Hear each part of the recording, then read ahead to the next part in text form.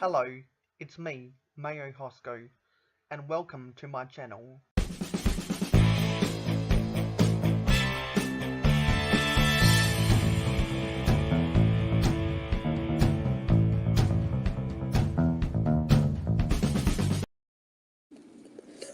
Hello, it's me, Mayo Hosko. No sugar, no filler, just real whole egg. Welcome back to another live stream, keeping up with the typical Saturday morning live streams for me. And I finally got my Bricklink order that I've been waiting for in the mail for almost 2 months now. And if you guys have watched my previous live streams, you'll know that its journey to get here has been well documented. But finally, I have received the Bricklink order I have needed to complete my skyscrapers, which are office buildings that will hopefully measure 86 since 86 centimeters high, which should be enough to touch the underside of my table. So I have finally got that Bricklink order in the mail. I have those parts on hand, and hopefully I have enough of the other pieces to attempt to finish building some of those skyscrapers today. And just need to go through a little bit of housekeeping. So we do have some people in the comments. Of course, we have StreamYard. We also have Jody Smith, The Route to Lego, and Gladiator Bricks Productions. Thank you guys for showing up. Don't forget to leave a like on the live stream to tell YouTube that people want to watch my videos. And I know that there are other live streams on right now, but this is my live stream. I do this because it is regularly scheduled, and people that enjoy watching me will enjoy watching me. So, a little bit of updates. I need to get a new microphone cable because the contacts that go from the cord and plug into the microphone has been bent. Thankfully, it is a standard USB-D type coupling, I believe, which means that it's a standard part that I'll be able to get at an office or a technology supply store.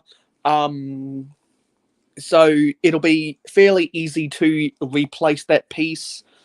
And I saw one that was only $4 by the Keji company. So I'm going to try one of those cheap cables and see if it works, because until I get that cable, my microphone will be out of commission for a little while. So until I can get that cord, I am going to have to use my iPhone 13 for the audio.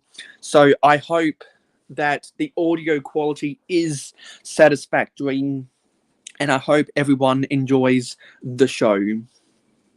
So I need to send out some invitations to the live stream gang and to some other people who don't want to be in, who don't like to be in group conversations because of notifications or whatever. And there are some people in the chat right now that have an invitation because they are in the live stream gang. They know who they are. So I want to thank everyone who's helped me to get to 300 subscribers. I got a lot of help from a certain someone who waved their magic wand and bolstered the amount of subscribers I have. So I have thanked them privately, and we have come to some very good agreements for the beneficial, well, for the benefit of the both of us. And Gladiator Brick Productions, I'm guessing, thinks the audio's okay, which is fine with me. Jody says, Mayo, I said that he's started doing live streams on his channel, not that he's doing one right now. No, I was referring to some other people who do live streams on Friday night. There is other competition out there. So this is the cable that has been bent. So this bent cable, the metal contact, is why my Blue Yeti World of Warcraft microphone is currently out of commission. So I need to clean up my desk just a little bit. And hopefully we can get some guests on the panel if people choose to show up. But nonetheless, I need to clean off my desk so that I can attempt to finish building some office building skyscrapers. And I was on the Macro Bricks live stream last Sunday, which would be Saturday night in North America, and I was trying to find some instructions. And after that live stream on the Monday for me, I think I know where they are. They're in a black plastic container on top of my wardrobe. I'm thinking that's where they are, so I'm gonna try and get that out, because I found the folder that has my other vintage instructions while I was cleaning up my room last week, because I had nothing else to do when I regained my energy after contracting the Rona. And I'm still recovering from the Rona, and Jody Smith will never stop being curious about the new farm sets, and so am I, just like with the rumoured train sets, because it's long overdue that LEGO release more LEGO City train sets, and it is long overdue that LEGO release some more barnyard sets, because I remember looking at things like the 2009 catalogue and thinking, man, that barn set with the blue tractor that had the front end loader scoop and mechanism and the grain hopper was such a cool set. And I was only 8 years old at the time, so that's probably the best excuse about why I regret not picking up that set. And we have Brixing. Hello, Brixing. Yes, I did pull. I'm still up. I pulled an all-nighter, because don't tell anyone else that, because they might start feeling scared about me because of my I don't know, whatever. Because there are some live streams that go on, particularly those who live stream in the UK when I'm normally sleeping, and I felt because I like to support people who support me, and I like to support people who I have engaging conversations with. I like to watch their content, and live streams are really fun. So I've been meaning to watch some people who I feel like I've neglected to watch their live streams because I was sleeping. So don't tell anyone, but I've pulled 2 consecutive all-nighters, and my body is holding up. And if my body wanted to be asleep right now, I would be sleeping right now, and I would have cancelled this live stream or just done a quickie instead, just like the quickie I did when I hung out with Venomous Type and 2 Saturdays ago, when I felt really sick, because that was before I tested positive for the Rona. So I'm sorry that was a quickie 2 Saturdays ago, but I just did not feel good back then. So that's why that was only half an hour. But now I've developed a strategy for how I want to go about doing my live streams for the rest of the month, because I'm only on the free StreamYard plan. So that means I am restricted to 20 hours, and I've budgeted in my free StreamYard hours to do an 8-hour live stream on my birthday, which, as some people might know, is the 30th of April.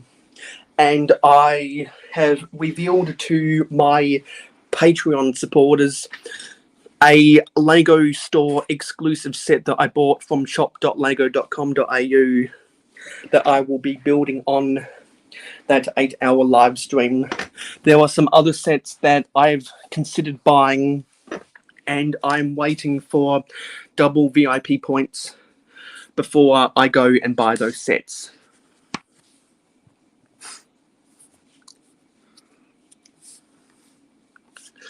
Well, that took the wind out of me.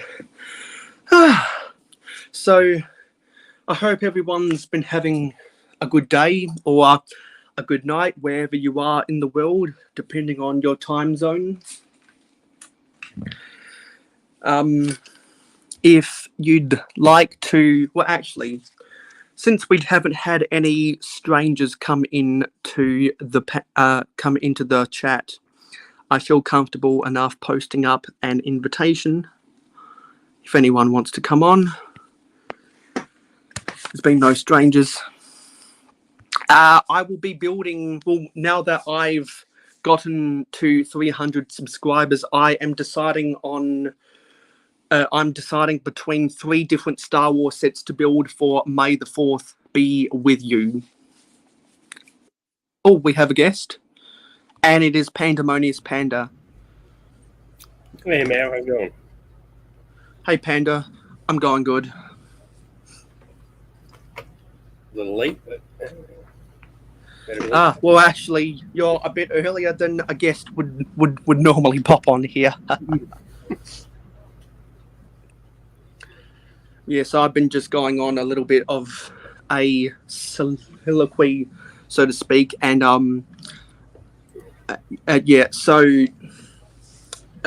for to further elaborate on Brixene's comments, in my Discord server, I have posted images of the 3 Star Wars sets that I am deciding on which to buy for May the 4th be with you.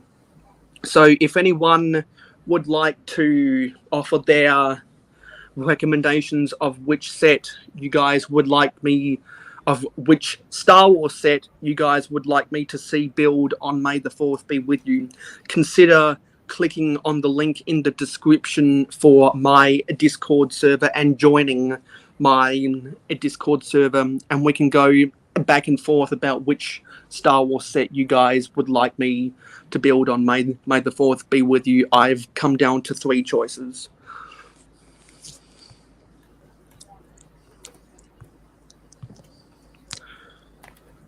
Okay, so where is my skyscraper? Here we are behind me. Oh, it just came off a little bit. Hope it stays still.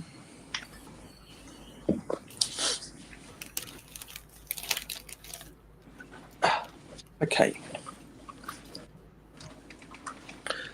Well, some of these desks came off kilter. So are you doing anything right now of significance, Panda? no, nothing Lego related. Up at the families for Easter weekend. Yeah, I've got plans for Easter Sunday tomorrow. Now, why does this not want to wedge on properly?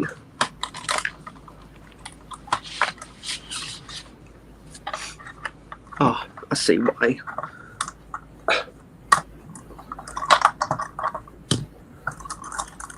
Interior detail is getting in the way. There we go, that's better.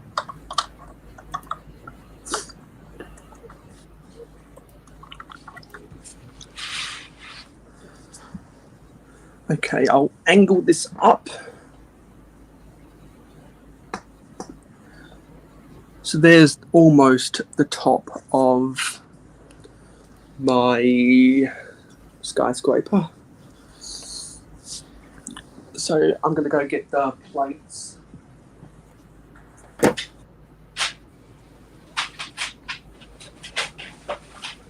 I need the ones in dark bluish grey.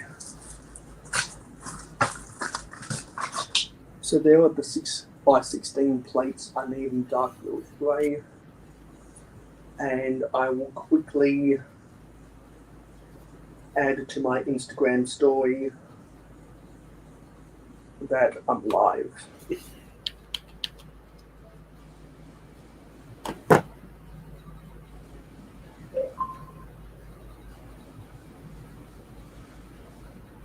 Okay, get the link, the watch link. Here we are.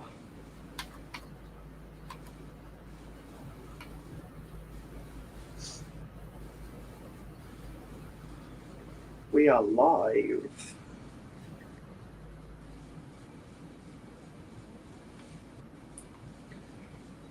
Get the link, attachment. So how high are you making it, man? How am I making in what context this skyscraper? Yeah. So yeah, I've developed a standard about how I want to go about it. I've had a premature standard that I went with for a while, but I decided to abandon it and switch from 6x14 plates to 6x16 plates for each floor, and the walls being a 1x6x5 wall panel stacked on top of a 1x6 brick for the side walls, and then use 3 of the 1x4x6 window frames with a trans clear glass insert, because that's cheaper than trans light blue or trans black.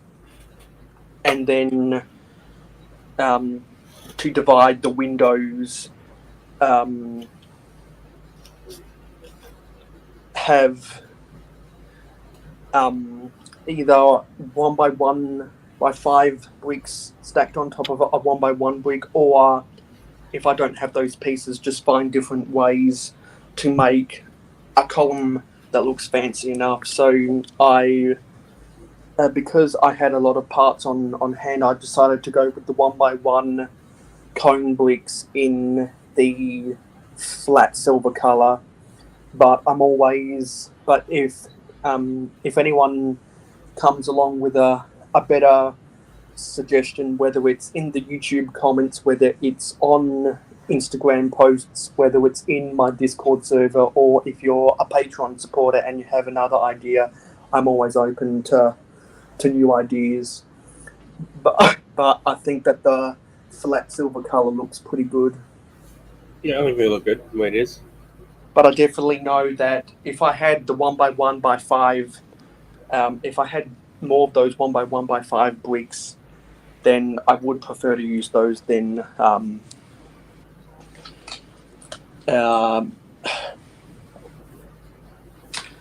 1x1s, because I have, if I can get this, I've got the 1x1x6 column bricks modified, which if I had more of these, I would actually prefer to use those, because I've only got a handful of them, and I've got more of these which I just described are not enough.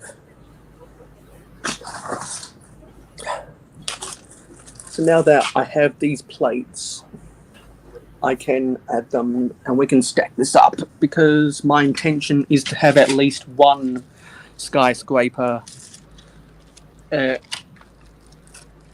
complete behind my row of modulars in time for my next city update. And for all the regular viewers of the Mayo City updates, those who have been paying attention on a month-by-month basis, and those who regularly watch my live streams will know that I always do my monthly city updates on the last Thursday of the month.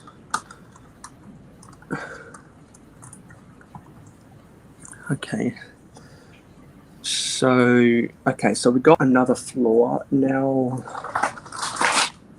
need to go after some dark bluish grey. What am I looking for? Dark bluish grey window door frames. I'll put them somewhere.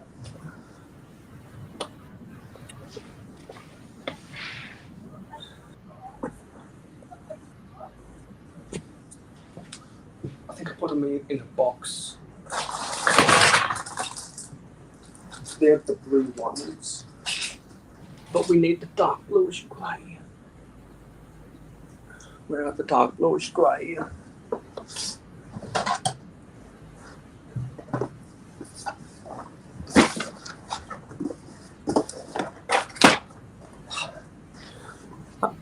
I hate this because when you put stuff somewhere and you forget about it, it just defeats the purpose. You always move to that convenient spot that you forget where it is. Yeah. Because you put something somewhere thinking you're going to remember it, but then it gets lodged between all the other stuff in your collection and it just gets buried and then you can't find it. I'll put it right here so I won't forget where it is. And then you end up forgetting about it. After all.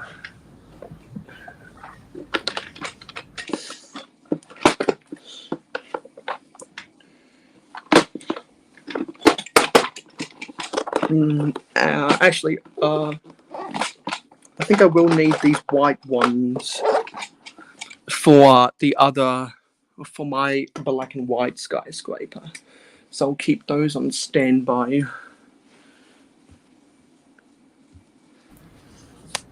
Okay. Although these are instructions for the Friends Main Street, so that can go with my other instructions. Ah, here they are. Found them.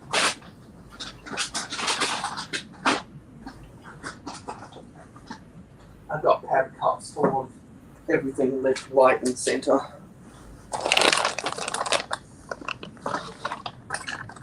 So there are the windows I need. Now I need to get the glass inserts. Actually, I have an abundance of spare ones. Actually, no, these already have their glass inserts in them. Okay, that's all I need then. But now what I need is the 1x6x5 wall panels in dark bluish grey. Whoa, don't fall over. Okay, so there's one. Well, it's got a little bit of scratches. I do feel home today because my body hasn't given out on me from binge watching different people's live streams overnight. My body's still holding up. So that's a fairly good sign. So I thought, come on, I thought I had a whole drawer full of those. Where are they?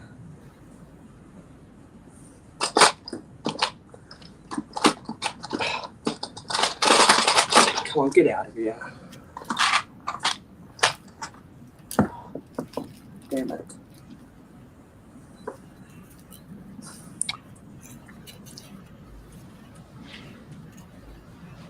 really don't want to have to purge pieces from other mocks just to get the more important mocks done. Really don't want to have to purge. But what I do need to identify is more 1x6 bricks.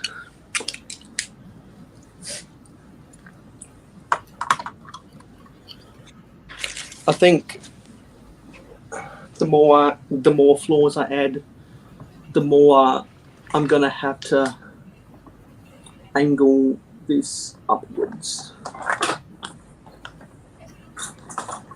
And I need to disassemble the roofs for the modulars because those who watched my city updates know that I have a rather ambitious plan with that stuff.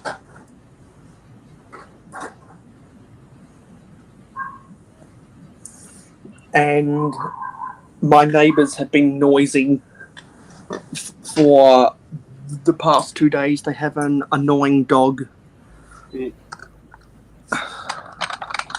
So I apologise if anyone hears that mess.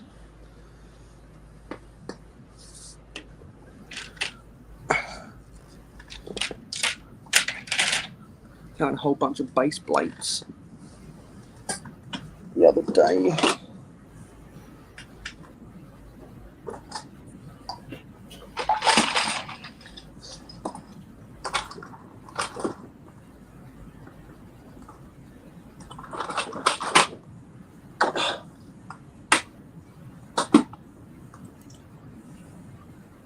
Those aren't the pieces I'm looking for.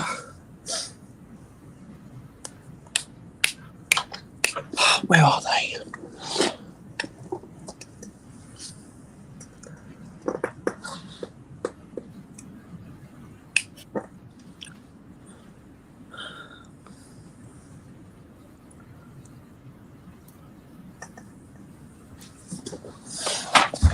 Ouch. Thought I had some.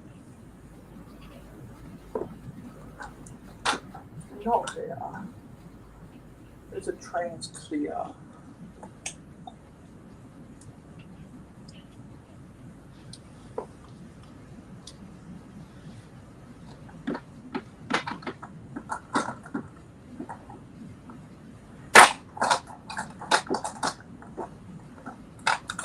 Okay, what is in here?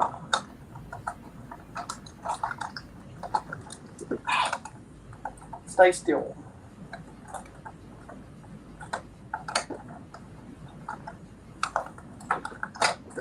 Come on, get out of there.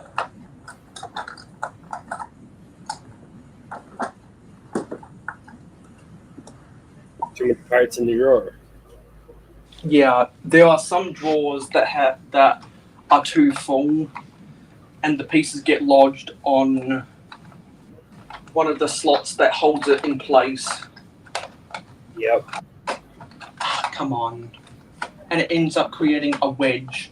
So I can't pull the drawers out sometimes. Come on, and because I'm not allowed to put L brackets in these walls, it's tough to keep these in place because they might fall over otherwise.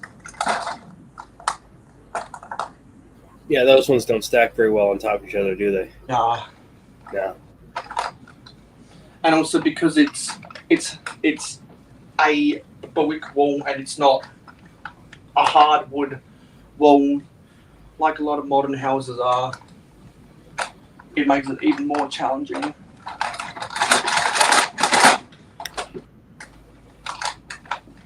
So those ones are made by an Australian company?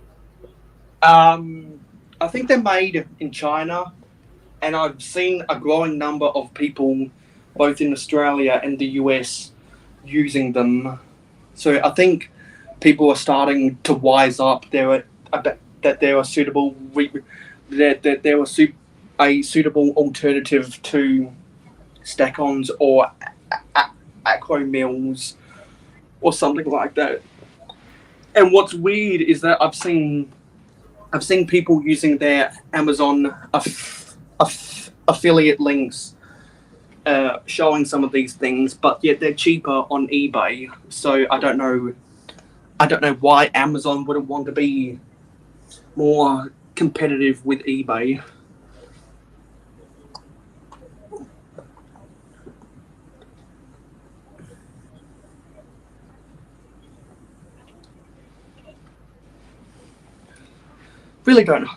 I really hope I don't have to order more wall panels on Bricklink or anything. That'd be a nightmare.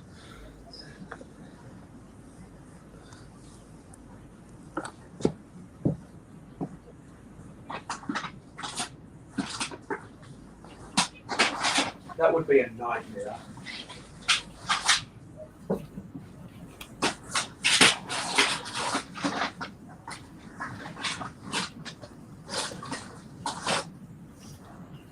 Something tells me I actually have more wall panels in white than dark bluish grey, so it might be easier for me to try to complete my black and white skyscraper instead.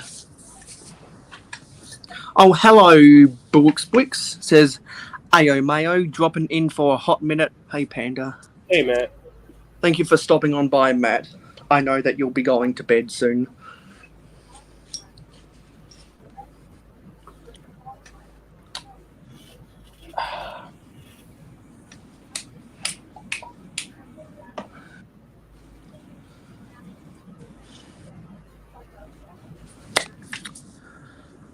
Where did I put those? God damn it. You know, there is a mock that I have been very stagnant on finishing. And now I'm deciding whether I want to purge those parts to finish my other office building.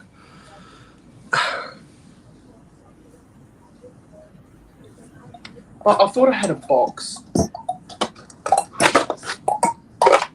of some of these wall panels, because as some people might know, the 1x6x5 wall panels are my favourite piece that Lego makes.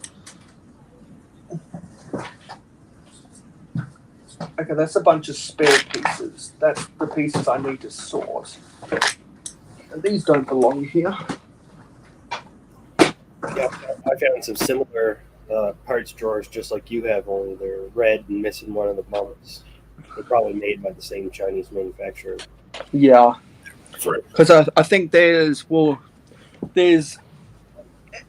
an importer in southeast Melbourne, in the Australian state of Victoria, and I'm guessing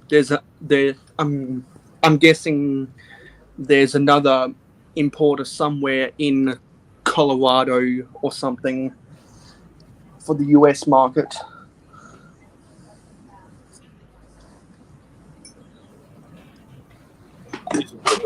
For a benchmark, so they're made for Home Hardware, which is like a hardware store in Canada.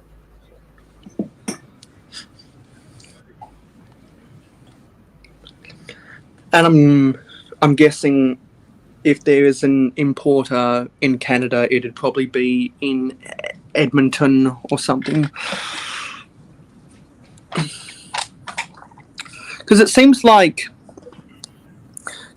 for industrial real estate, from what I see, a lot of people like to have a major distribution center in both the outskirts of Denver and the outskirts of Edmonton for some reason. This one's most likely out of Ontario, probably Markham or somewhere. Yeah, I'm guessing for the importers that are coming from the Atlantic instead of the Pacific, there'd be major distribution centers in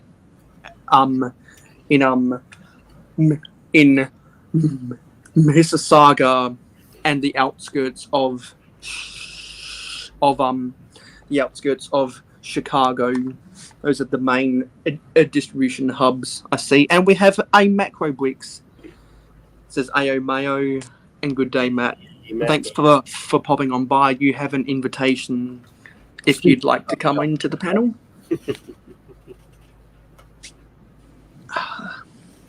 You know, I'm not going to stall any longer. I'm going to cannibalize one of my other mocks, and I'm going to switch operations to the white office building instead. So that means I got to get out my black.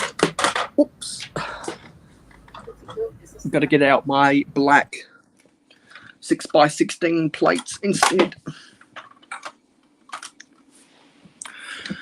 Because I don't just want to be sitting here doing nothing all day. I want to actually make some progress. And to be honest, that mock that I've been working on for the past 3 years has never been in hot demand anyway. So I'm just going to move on just to keep this stream going.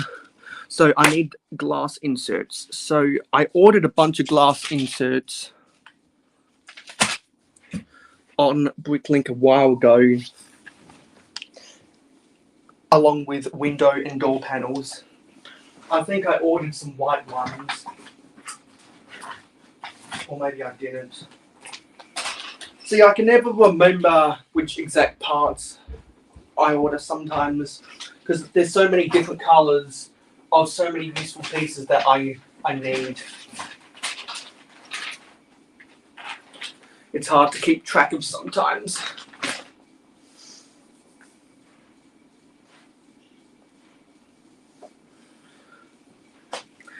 And there's a whole bunch more Bricklink orders I need to place.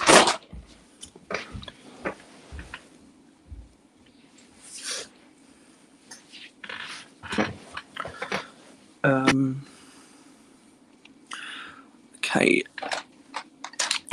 So let me get out the white. Thought I had some white.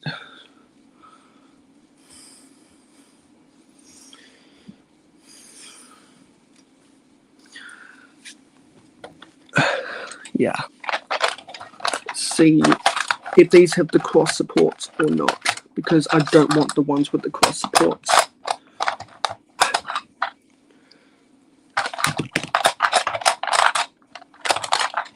I want to purge all the ones that don't have a cross support.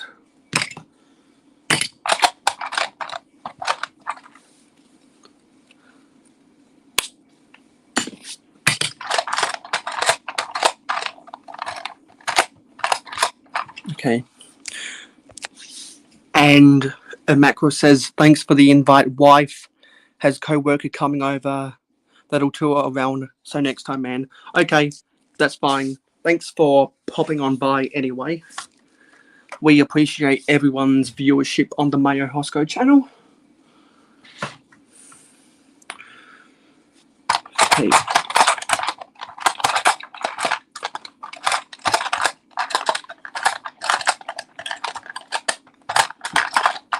You know what? I think what I'm going to do is I'm going to switch up where I put some of these windows. Is the snow sticking around, Mark, or just raining, like light?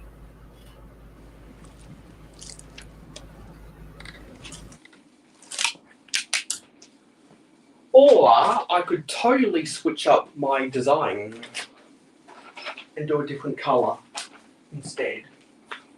That might be one way to get around it.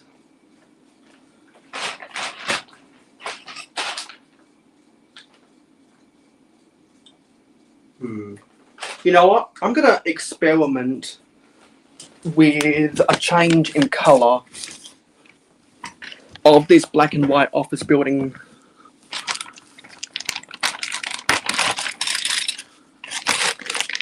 In fact, what I'll do is I'll take this off and I'll put in these black windows instead.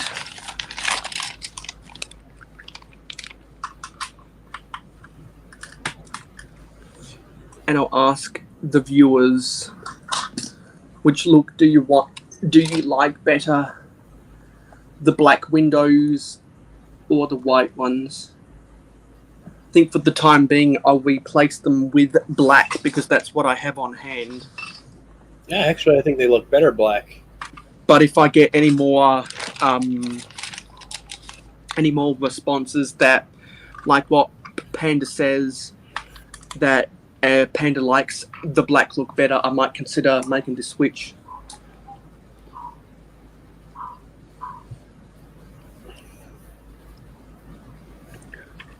There's a lot of images I need to post on my Instagram and in my Discord server about which look people like better. Bookswick says black gives it a good definition. Well, maybe I might consider changing all the window frames to black after all. Thank you for your feedback, guys. I got to make a tally of, well, I got to make a multiple tallies of the opinions of people, so I remember who's who.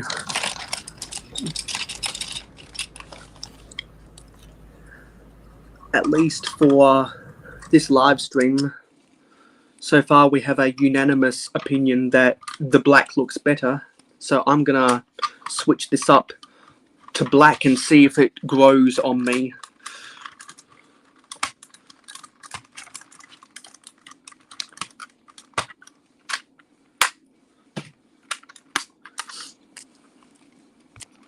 A macro says, "Oh yeah, I'll watch you build, but just a bit much going on." Yeah, I know how it is. So Mayo, what are you building plans? The snow is half sticking around enough to get in the way. My building plans for this live stream, at least, is to attempt to finish building one of these skyscrapers. And in fact, I have some other building plans that I will release to my Patreon supporters, like a Macro Bricks, some more of my building plans, and some other people as well who also support me on Patreon, because there's a lot of ongoing plans. But I know that I really want to get one of these skyscrapers done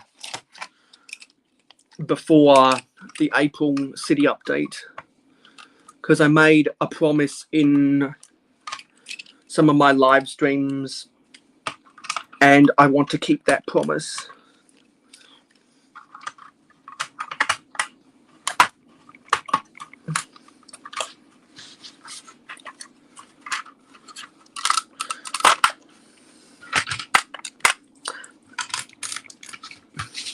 And the ugliness of the bright green base plate is just a placeholder until I put it on the actual base plates in my city. So no one has to be alarmed at the ugly green.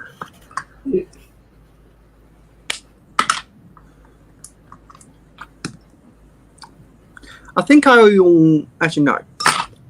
I'll switch all these to black, because I've got it on hand.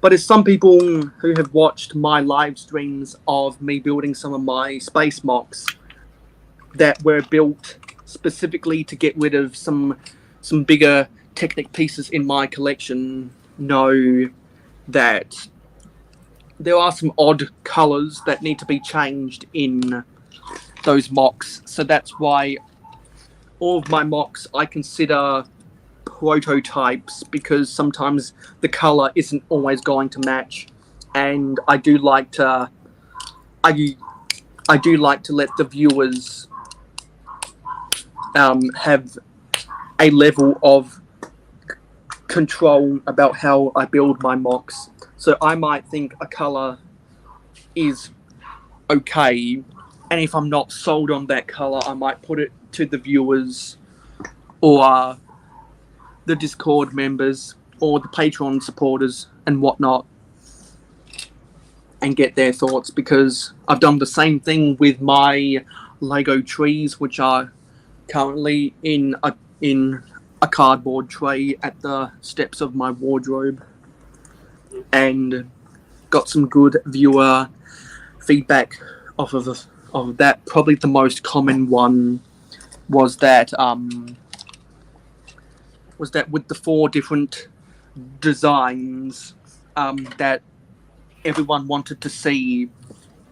Well, pretty much everyone wanted to see all 4 of those tree designs in my city, and I definitely will be using all of them. And I got some pretty good further elaborations from my Patreon supporters, which steered me in the direction of a standard. I want of 2 standard designs for my trees.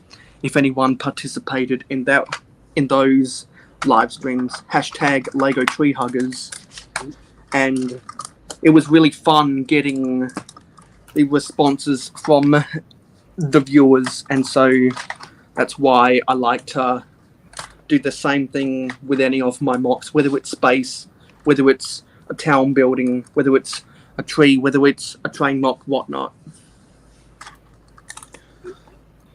Hey, Cliff. Oh yes, hey, Clicking Cliff says, yo, I heard someone say Mayo.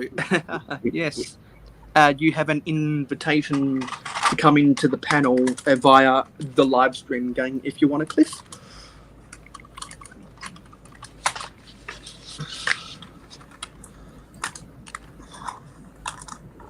And I will say again, don't forget to leave a like on the live stream to tell YouTube that people want to watch my videos.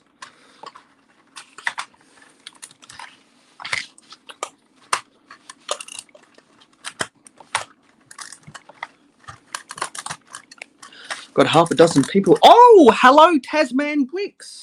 Long time no see. Thanks for showing up again. Nice to see your face up around here. It's nice to see a lot of familiar faces around the place today.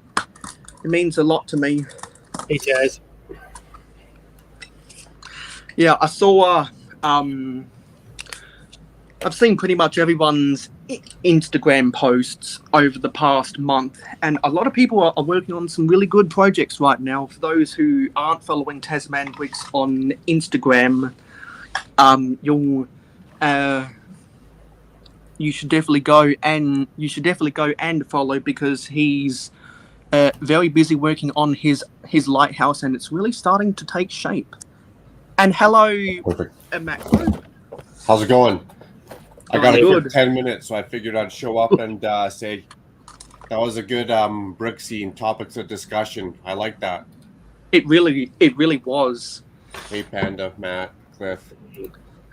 And I was just about to say that if you're not following Macro Bricks on Instagram, you wouldn't know that he put the final touches on his Castle Pirates mock until he gets more pieces. And of course, Cliff is always doing his thing with the shorts, just killing it. No, I was nervous today. I went out for dinner with the wife. I was watching my back. I didn't know if Doc was coming for me or what. I'm on edge the last couple days, you know. Crazy guy. I just want to say there's so much awesome stuff going on in the community right now. No, I'm just joking. It's funny. Jody. You always jump up. Man, how are you cool today? What has Jody been doing? You know, it's been a while, Jody. It's been a long time since.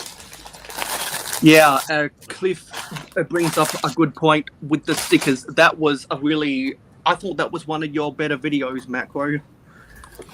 I gotta spice it up once in a while. Now the funny thing is, and Doc Sampson is such the perfect person to do a reaction video.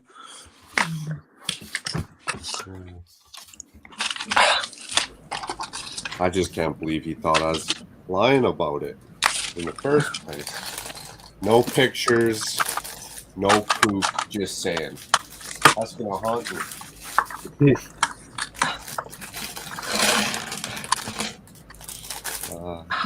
No fun hilarious. Absolutely hilarious.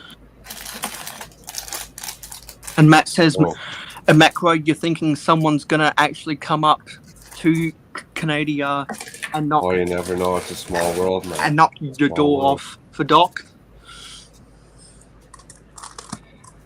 Never know where people's families are from or where they're traveling to. Speaking of which, there's one person I announced it to first behind the scenes. This will be the first time I guess I'm saying it on an actual recorded, program here. I'm actually going to make it to that Brick World Chicago, so I'm pretty excited about that. Cool. Booked her all in yesterday. Sorry for the crinkling. Is it easy to find hotels around there? What's that? Sorry, Panda? Is it easy to find hotels around the area right now? So what I did, and maybe I'm getting hosed a little bit, but because this is gonna sound funny, I'm going by myself without my wife, and we were talking about it. It kind of goes back and forth. It's the first time we've kind of traveled without each other, so that means I got to be more alert and more what's going on and how to get there, what's this and that. So I just paid for the hotel that's right above like the convention. Oh, cool. So then I don't have to worry about taking a cab to and from every day. I can just kind of be there, do my thing, wander around the hotel if worst case scenario, I'll go see a movie close to the hotel or something. That's about it. Do they have a lot of availability there? As it is? I didn't have an issue. I didn't have to work hard to get anything going on. It was just pretty straightforward. So as far as I know, they do. But it doesn't tell me, honestly, how many spots they have left or anything.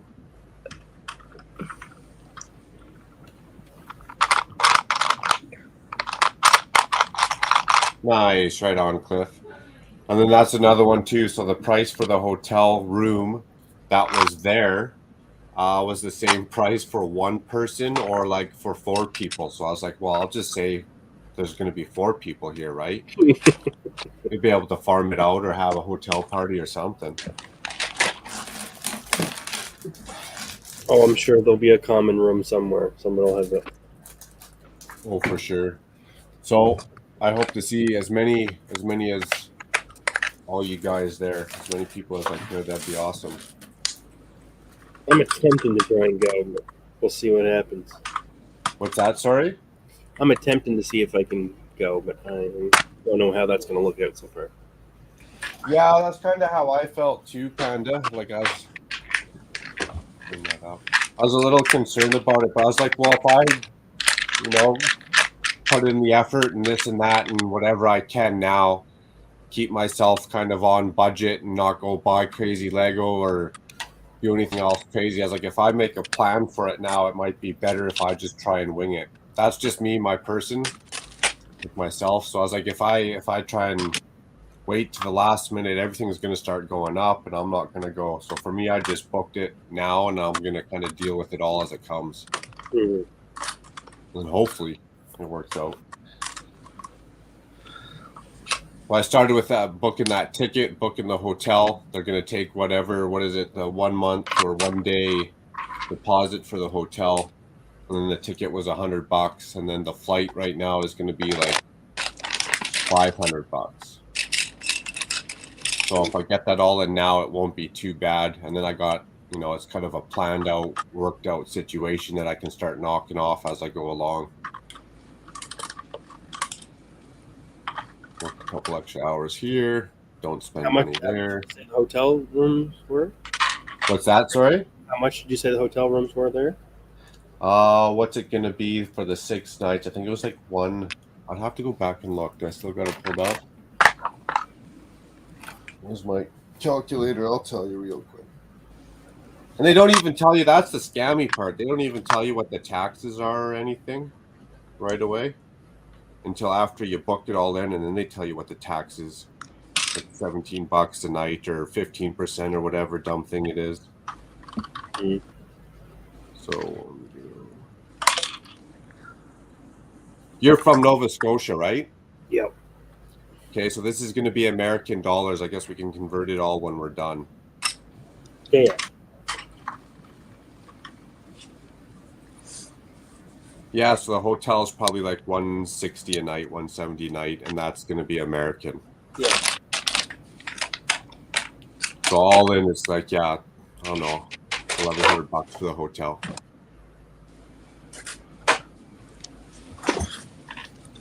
T-Mug's going to Chicago, but they got their arrangements all hooked up with their friends and stuff, right? Kind of people I don't know. So, and again, I don't want to have to be like driving to and from the hotel each day. I can just stay there. So I don't know. We'll see how it goes. I'm pretty stoked about that. Meet people and You going, Cliff? fun. What's that? I was talking to Cliff. Oh.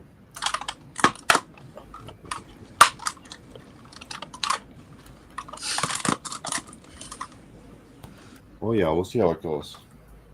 The more the merrier. More room the merrier. Hey Panda, you want to work something out? Save on your hotel room, buddy. Yeah. If I can get arrangements to getting there, that's the thing. Time off work and all that stuff. Oh yeah, that was the other one that I August actually worried original. about. I thought it was in August originally, and it's in June. Yeah, it's right quick. And I'm worried about that too, actually, the time off work. Let's see Mayo's progress. Is he just chewing along there? Yeah, because while you're making a cameo before you have to go back to your affairs, I thought I'd just try to grind this out. Try to get Perfect. 3 or 4 floors done before I have to start talking again. Perfect. Well, now it's your time. Perfect. I can hear voices and footprints upstairs, so hope to see you there, Cliff. Panda for sure. And Mayo, you said you're going to one in 2023, so I'd like to start planning that one out now too. Yeah, because pending international flights being available, I do want to go to Brick Fair, Alabama 2023 to see some people from the South. Nice. And if I put a plan for that one in, hopefully I can actually adhere to that too and make it happen. Personal problems. Easy, right on. You guys have a great night. We'll take care and we'll talk soon. You have a good night too, Macro. Well, thank you, Macro Bricks, for making a cameo, and for anyone else that makes content. If I haven't done so already, sorry about that. If I haven't done so already, you can find some of these awesome people in the featured channels list on the Mayo Hosko channel. I think there's 1 or 2 people I need to add there because they are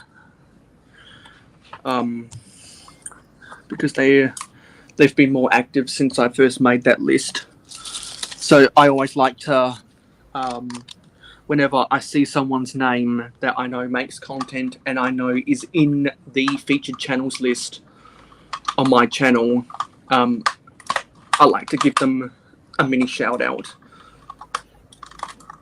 And with how things go in the community nowadays, if anyone is out of the loop about what someone is doing, it's probably because they're not following them on Instagram if they've got an Instagram.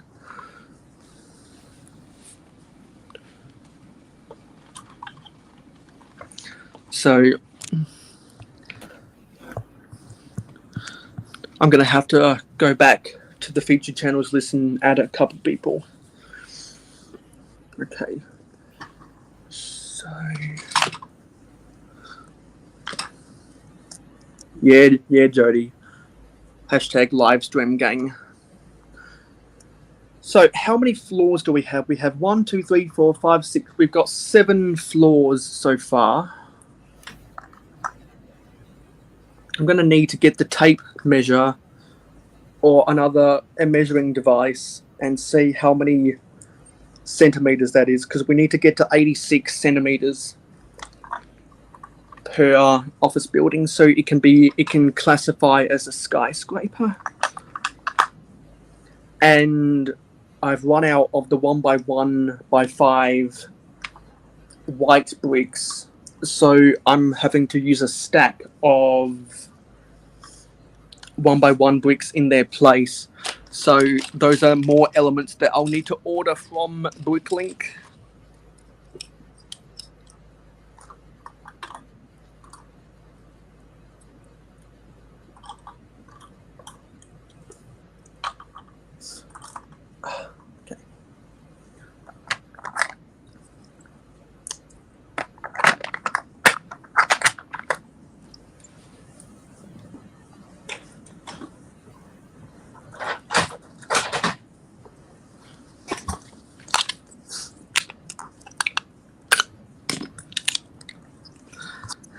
Yes, Jody, I've actually got a meter stick, probably a meter away from me right now, that I'll use to measure the height.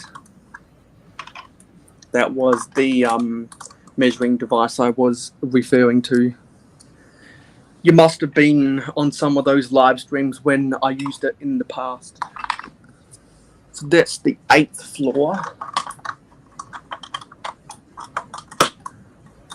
I believe the last time I left off on this mock, it was only 4 floors, so we've doubled it in height already. Now that we've doubled it in height, I will follow Jody's advice, and I'll go get my meter ruler and see how this stacks up. So we're at 49 centimeters right now, and the total height I need to get to is 86. But I can do a little bit of cheating by adding some satellite communications arrays or something to get that extra height of a floor. I will allow myself to do some cheating like that, just to save on the parts.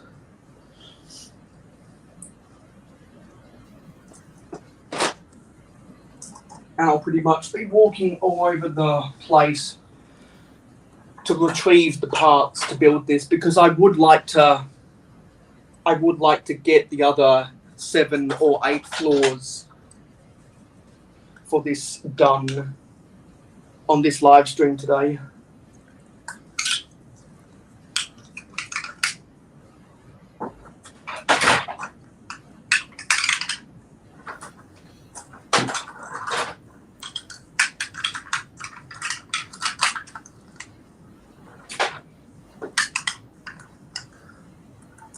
Just grabbing a whole handful of the wall panels I need.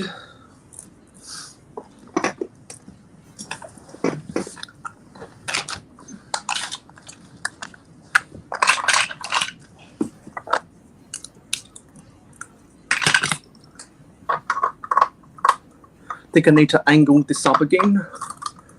So after I finish building this floor, I'll angle the camera up.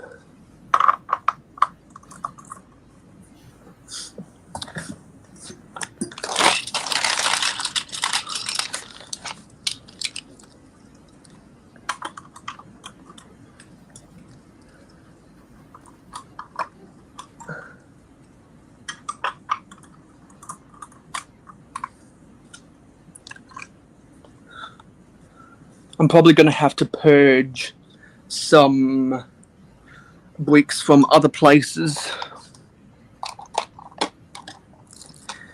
if I am to get this build done today.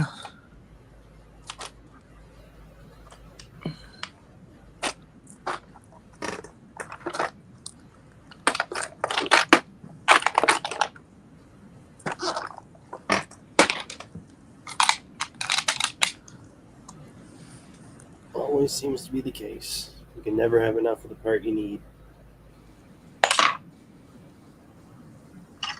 Oops, nope. That needs to be a round one for architectural reasons. And after I finish this floor, I need to get out a figure for a special purpose.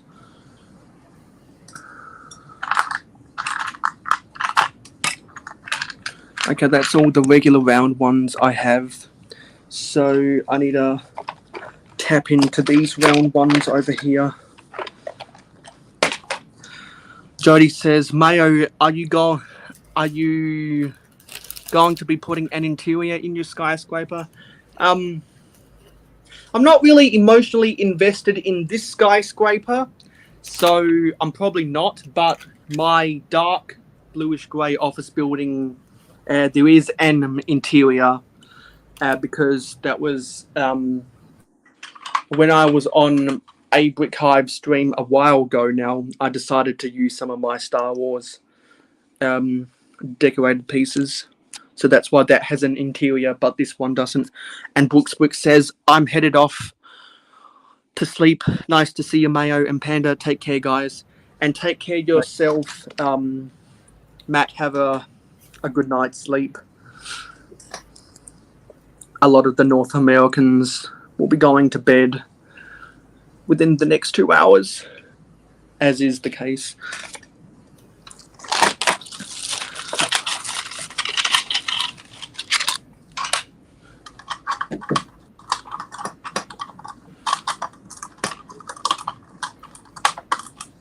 Oops.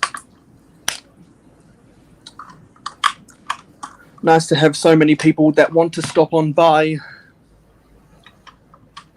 and say good day or good night. It means a lot to me that people want to stop on by. It really does.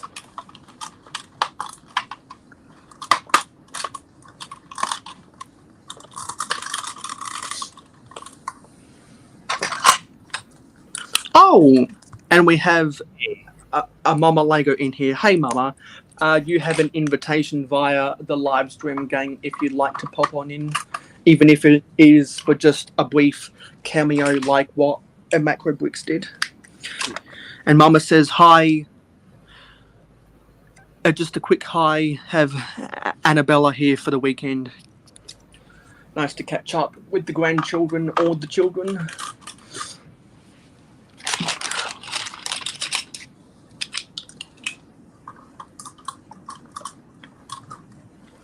I probably should pull this forward and then angle the camera back because we're going higher and higher and higher.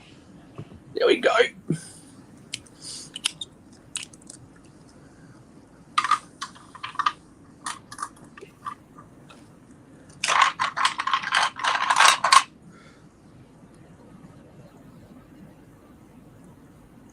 So have you and Captain Matt been on the Minecraft server lately?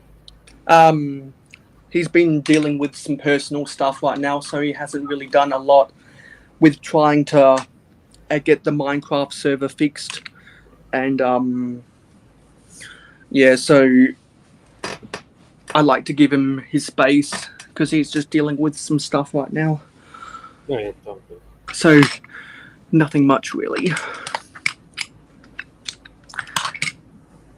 And he actually told me that he's working today.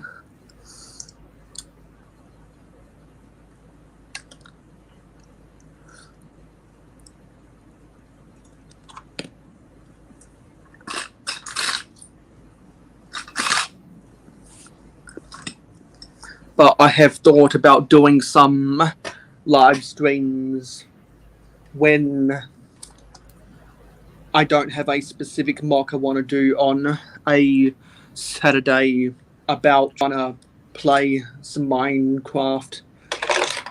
Those thoughts have crossed my mind in the past. Oh, we have someone in the backstage, and it is a Mama Lego. Hey, Mama.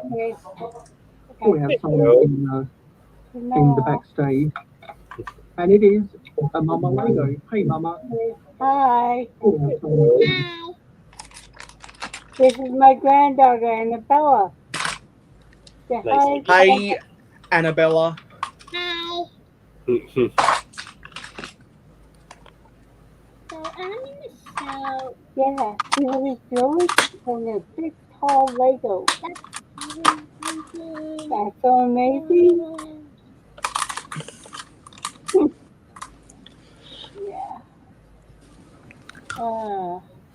The city's coming along rather nicely because for those who watched my city update for the month of March, you'll know that You can see after the I Lego built that Nana made.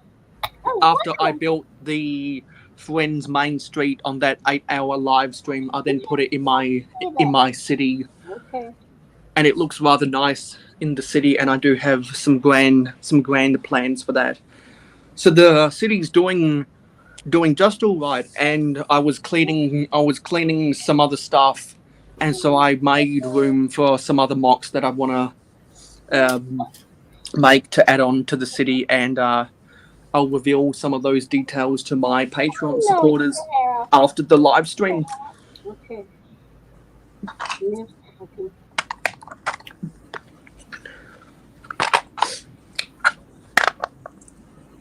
And a quick reminder, feel free to like the live stream to tell YouTube that people want to watch the Mayo Hosko channel. And if you haven't done so already, feel free to, if you want more random information about the Mayo Hosko channel and Mayo Hosko Media, be sure to go to mayohosko.weebly.com. There was a link for that in the description of the live stream. And what I really need to do is I need to redo all of my descriptions again to put the link to mayohosko.weebly.com in all of those. The Ferris wheel is still sitting there, but it has come off its base plates ever so slightly, because when I was moving base plates over 1 and 2 studs, the plate it sits on popped off the base plate, so I'm gonna have to realign it, and there's 2 other base plates that still need to be realigned, and so that's why the track on the northeast side of my city isn't properly fastened. I explain a lot of that stuff in my city updates, so if anyone has any questions about Mayo City, more than likely the answer to anyone's questions can be found in those city updates. I'm not going to be motorizing the Ferris wheel because I do have plans to disassemble it at some point. The only reason I'm keeping it built for the meanwhile is because it is a place filler, and it's a nice looking place filler. I appreciate your questions, Jody. Oh boy. Oh dear, no. You want to show me this? So, do you like playing with Lego, Annabella? Yeah, I like the Lego.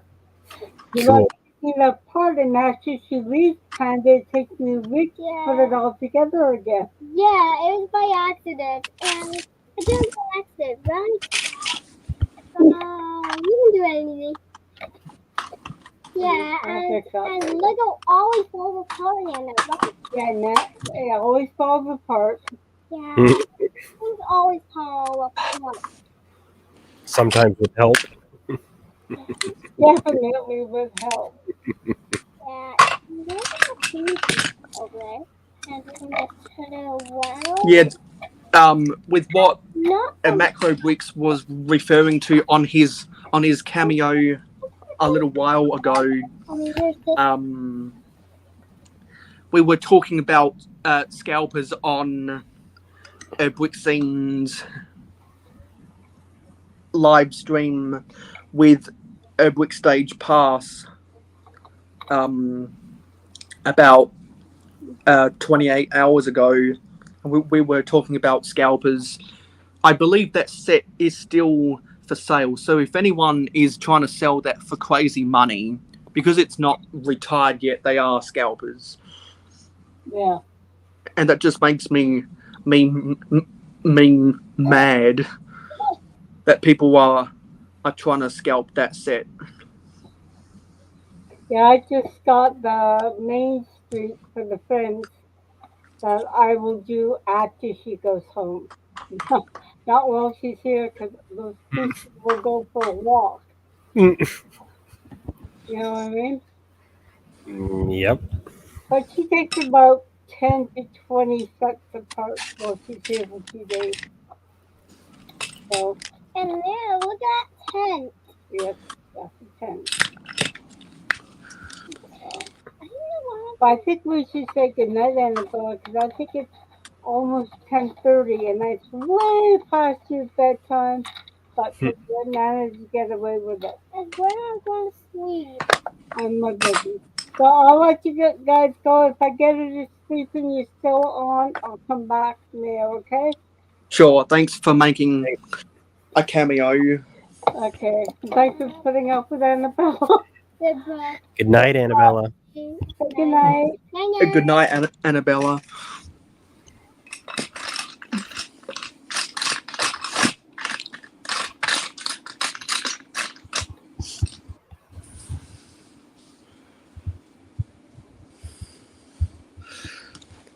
Okay, let's pull this forward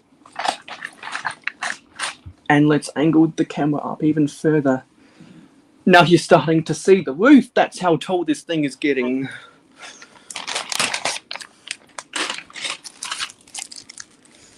So there's no more 1x1s in there. Yeah, I have noticed that the scalpers have been on the rise since the Rona. That's a good point, Jody. Oh, I have plenty of these. I don't know what I was complaining about.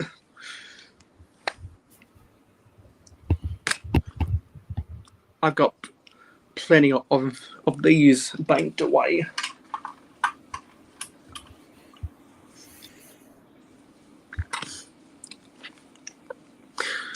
But the best way I avoid thinking about the scalpers is by not buying from them. When a Brick Scene and a Brick Stage Pass did their live stream on the Brick Scene channel about 28 hours ago, that they got people from the stream to come on for a cameo, like it was a radio talkback show. I like that format that they did, and there was a lot of people who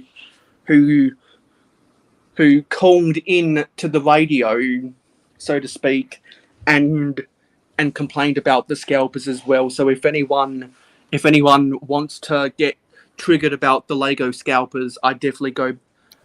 I would definitely recommend you go back and watch Brick Scene's most recent live stream in the replay game. And I was one of the people that called in, and I was very direct with my complaints about what specific types of sets people are trying to scalp. Because if you do your due diligence hard enough by searching and browsing around, you'll eventually find the hot items that people like to scalp. And I brought up the gift with purchases and the San Diego Comic-Con exclusives.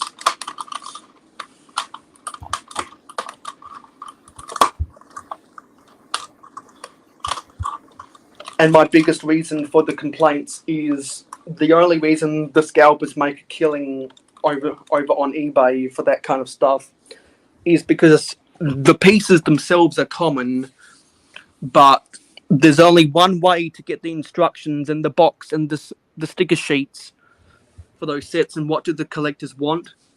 The instructions, the box, and the sticker sheet. That's why the instructions, the box, and the sticker sheet is always the most valuable things in any Lego set. Because the completionists who want their sets to be complete, they need that stuff. But the more casual builders aren't afraid to just use online instructions and go without the stickers, or find a reprint of the stickers instead. Because if anyone's binge watched my city updates, you'll know that there are some stickers of things in my city that have that are custom printed stickers.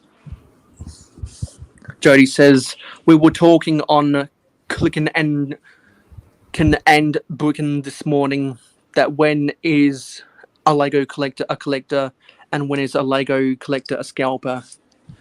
I have a feeling that a lot of different live streams are going to be talking about that, the topic of scalping, for the next fortnight or so, because there's a lot of buzz going around about the scalpers. Maybe it's because the scalpers are just getting worse.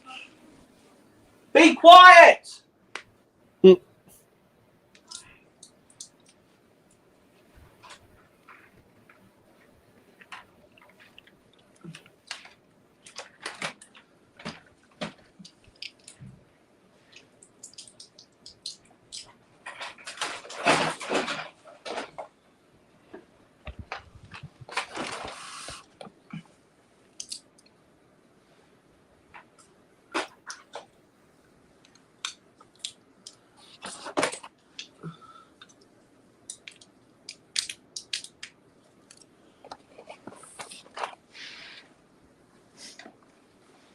Where am I going to put this?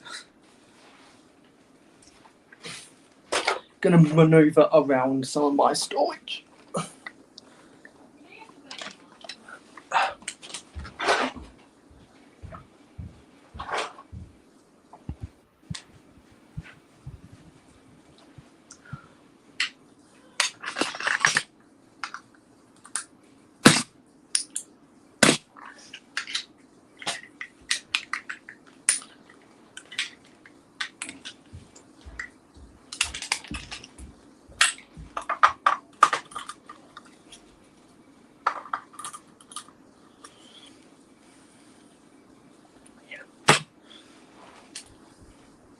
I saw some more panels, and I'll get them before I forget about them.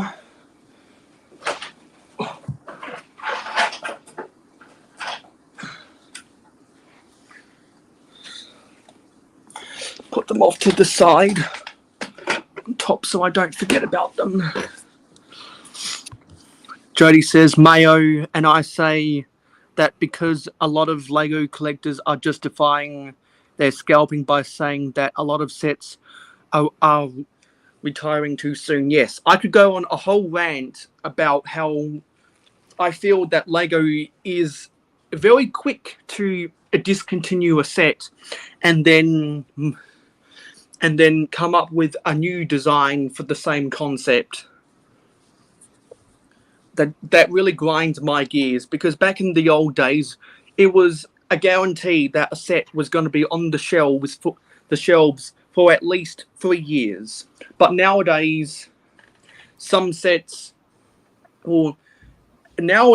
unfortunately, we can only expect that a set will be on the shelves for 2 years. And a growing number of sets are only on shelves for 1 year. And I think that's because Lego knows that people are quick to buy up and stock up. And they can get their money, quote unquote, faster and they can move stock faster, and that just really pisses me off, to be honest, because it creates artificial inflation both at the retail market and in the secondary market. And with all of that information, Lego knows that they can get away with charging more for their products. And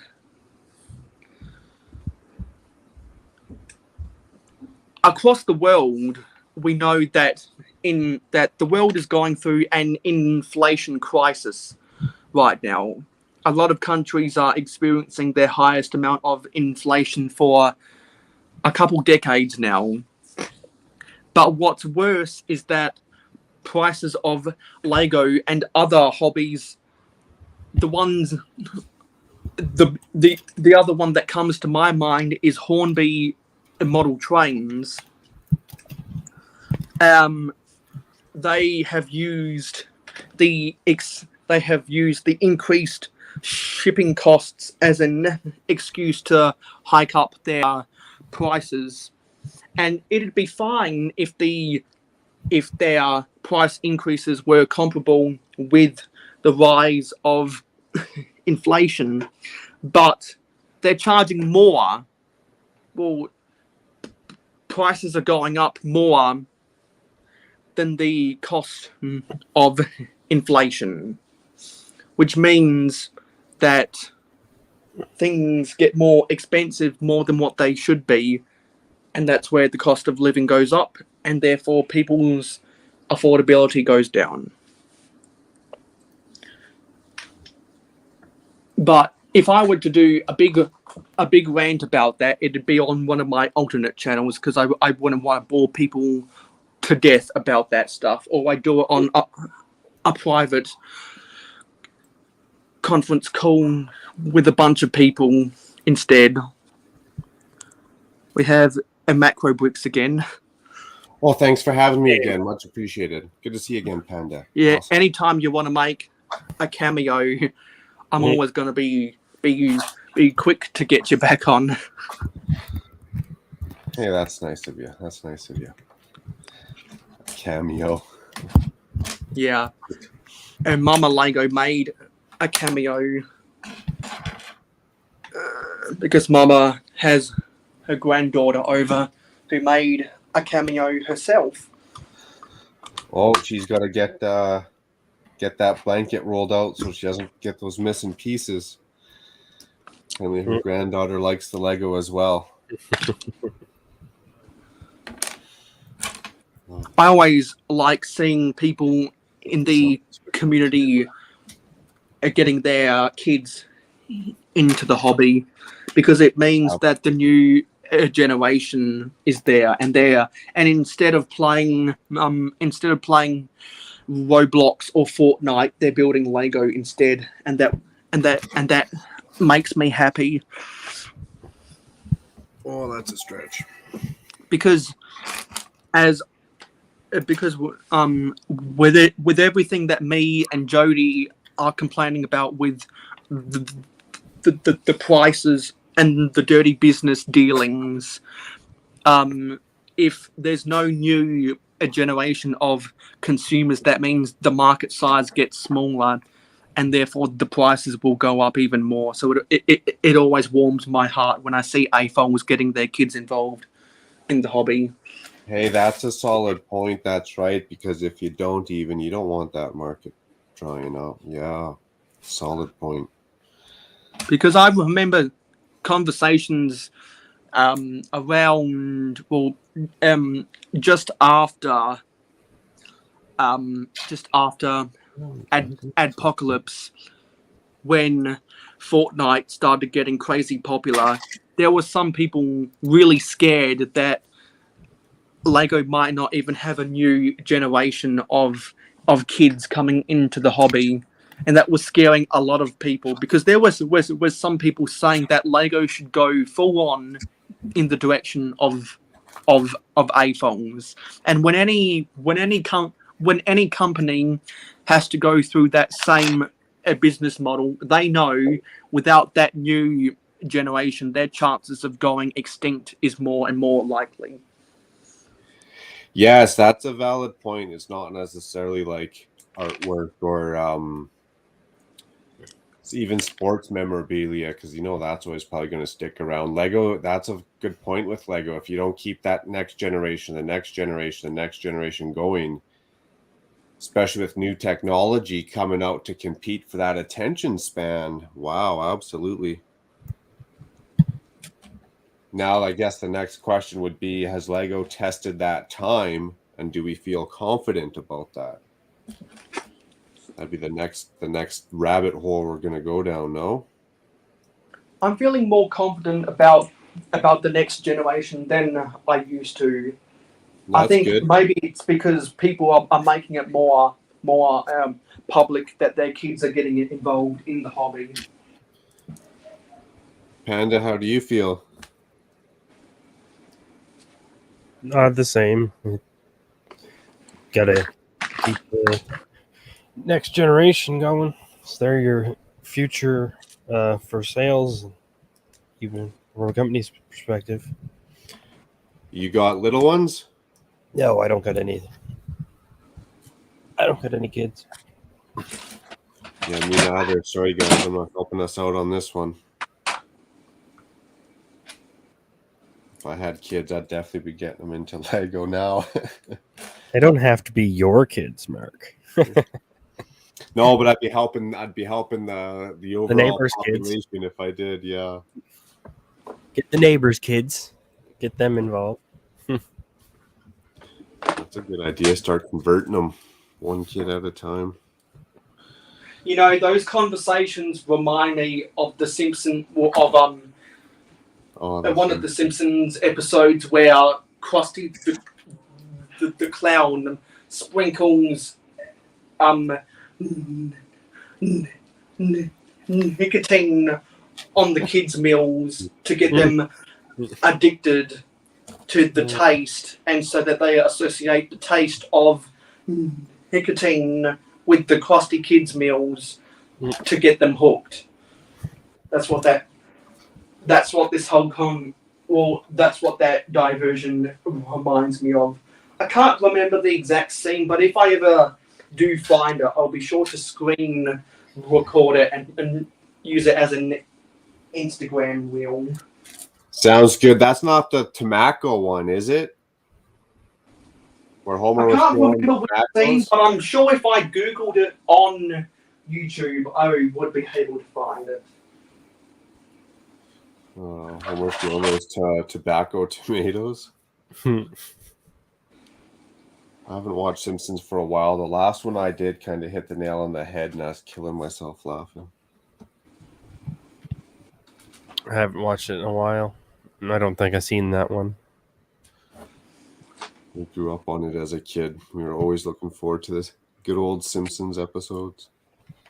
Oh, nice. I don't own any of the Simpsons sets, but I wish I regret not buying the Quickie Mart now, because when the Quickie Mart was available, I didn't like the Simpsons, but that was before I got emotionally invested in it.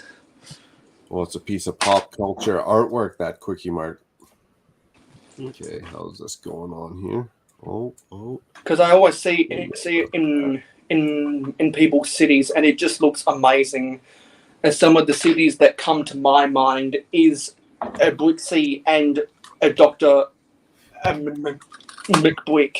And I finally finished binge watching Dr. McBrick's city updates, and I thought it was a clever idea how he built in his old city the drive up a donut or ordering lane with the microphone and speakers. I thought that was funny.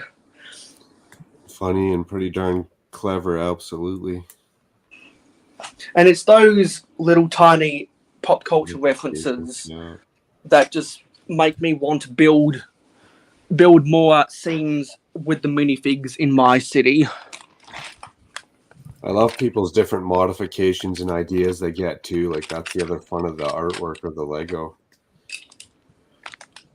because one of the reasons why I like to binge watch people's city updates is because it not only it gives me ideas for my cities, but not only does it give me ideas for my city, but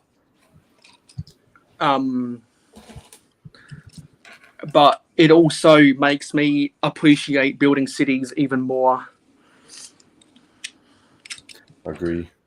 I'm just addicted to it. It's like Krusty the Clown sprinkling nicotine on the kids' meals. See, I could just use that. Sorry, those are in the comments. I could you know,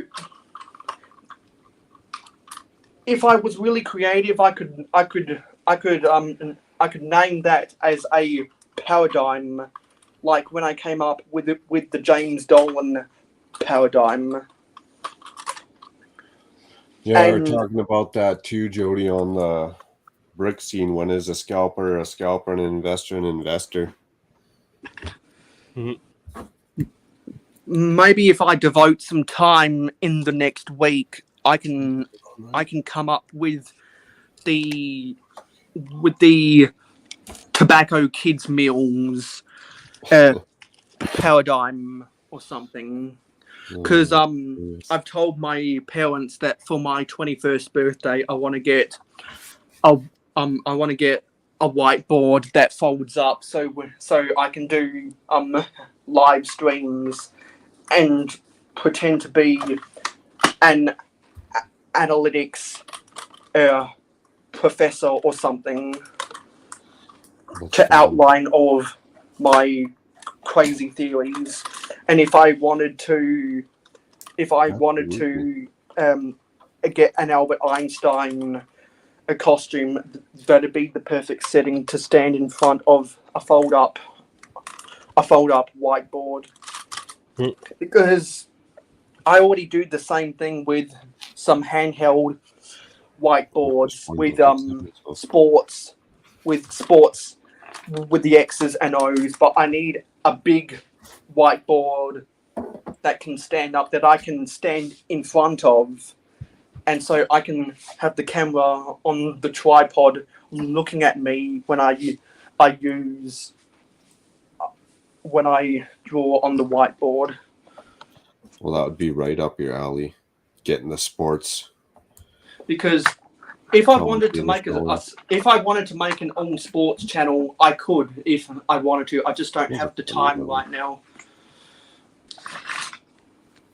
So let's angle this up even further. Now the camera angle is getting even more crazier. Wow, So how many stories is that? Snap my neck looking up at that thing. I'll get out the Jody Smith meter ruler again. We are at 79.5 centimeters. So let me go get some things like satellite dishes and some antennas. Cool. And While try you to do make that, I'll answer Jody's question.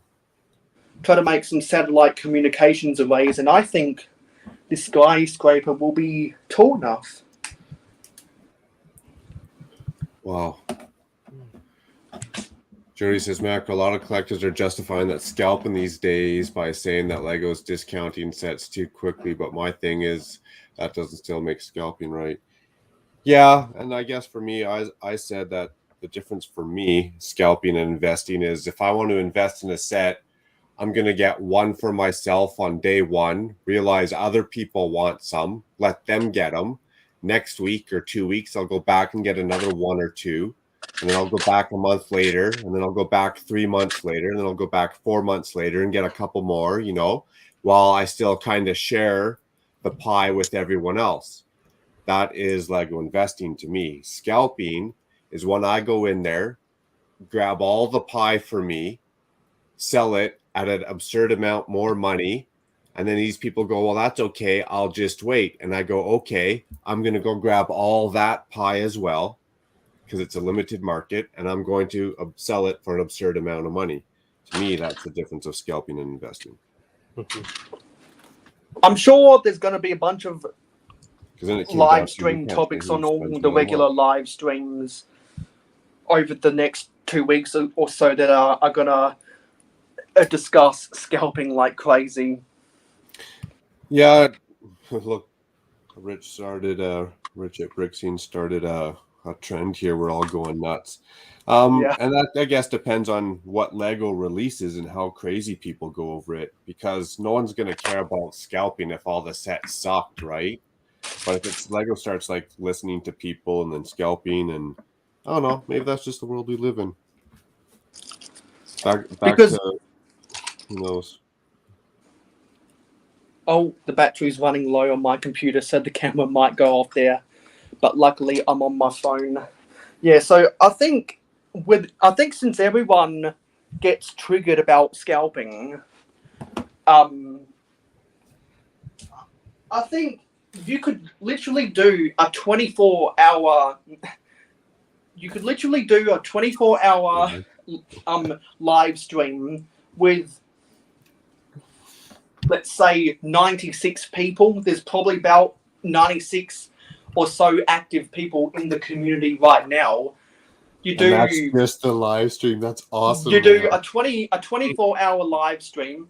You have a core. You have a select few hosts, and you get guests to come on as a cameo for 15 minutes and just let them go to town about their thoughts about scalping, because everyone has the unanimous opinion that scalping is so bad for the hobby, but it always fascinates me hearing people's different opinions about the nitty-gritty details, because like I'm sure if we've all been watching different people's live streams in the past 48 hours, you would have heard a few different opinions about scalping. Oh, for sure. And you could even do, whoever sets that up could even make it go full-blown entertainment, and every, like, I don't know, 6 or 8 hours, do like a hot round where you get like 8 people on the panel to kind of argue it out a little bit and like change their minds or something, right? Full-blown entertainment right here. That's funny. I lost what sticker I was looking for now, 17. Oh, I got 2 sheets. That's funny. Because if someone We're did way have too the emotional. balls to organize something like that, that'd probably be the biggest live stream in the history of Lego YouTube. Investing is scalping changed my mind. No. There you go. Perfect. That is too funny.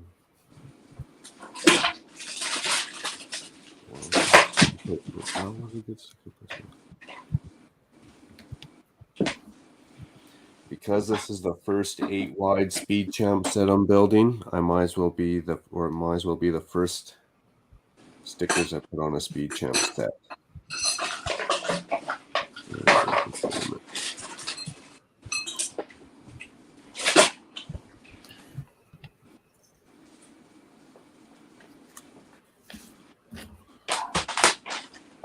Should grab it the other side. I think it's fair to say that the tornado has swept through my room again. Yeah, it's all part of mock building, I guess, eh? There'll be a lot of post-show cleanup. The Hosknado strikes again. Yeah. That's a good one, the Hosknado.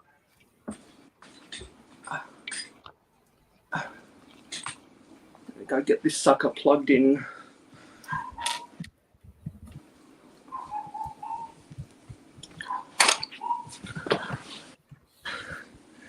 Okay.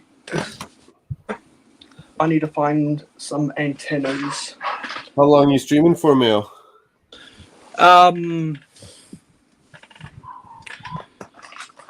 Well, for the next 2 Saturday live streams, as I calculated, I can go for as long as 4.5 hours if I want to, allowing myself to do an 8-hour live stream on my birthday, which is April 30th. And that'll be on a Saturday, so that bodes well for me. Because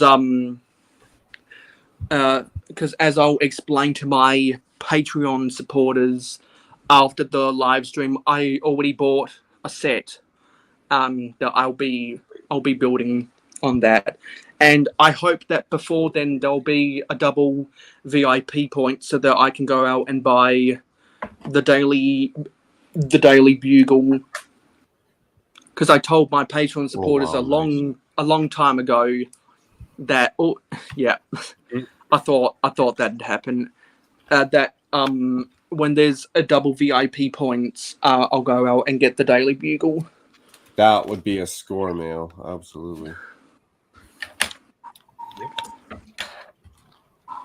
Because I worked tooth and nail moving the base plates and the modulars over so that I could make room, and the train track as well, so that I could free up another 32 by 32 stud base plate, so that I could fit either another modular or the Daily Bugle. I'm just praying that there'll be a double VIP points in April. And at first, I didn't pay much attention to the fact that LEGO got rid of the VIP points calendar. But now that I'm waiting for double VIP points, I'm starting to realize people's pain about how they got rid of that calendar. Yeah, it's a little bit. You gotta be on your toes a bit more for the deals, I guess, right? You almost need that insider information. I missed last double VIP points. Yeah, if I knew about it a month ahead, for sure. I guess I could have planned it, but it popped up. It was like 3 days double VIP points. I was like, oh crap, I'm out.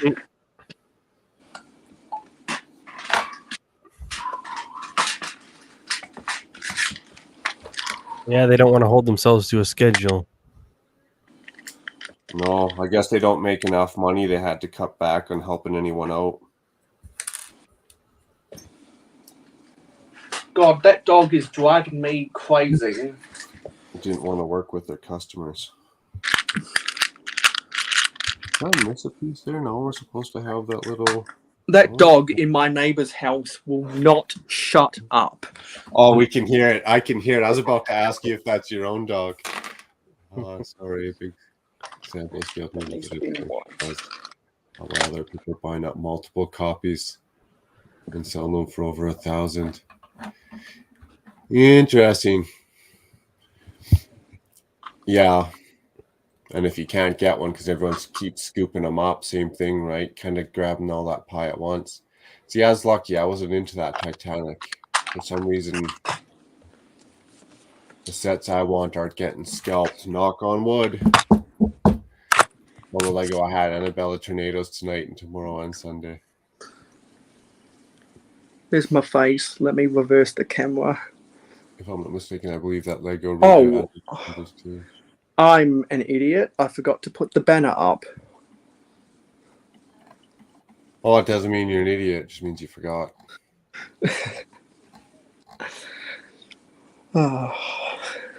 Okay. Annabella. Did I no, I haven't reversed this.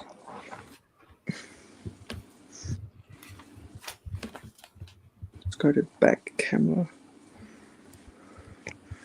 Let me try and twist this around. I'm gonna put this on the side.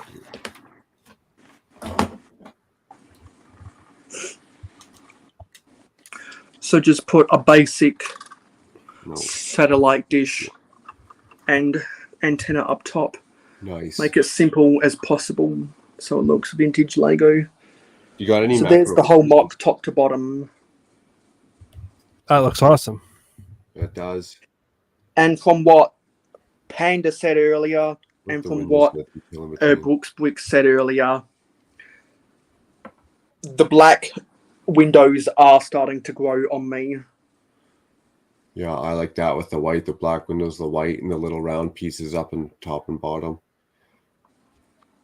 You could do an air conditioner on that top, like Bevan's brick styles with a macaroni piece or two. Yeah, because I'm sure I'd be able to come up with a standard design for HVAC units using some Technic pieces.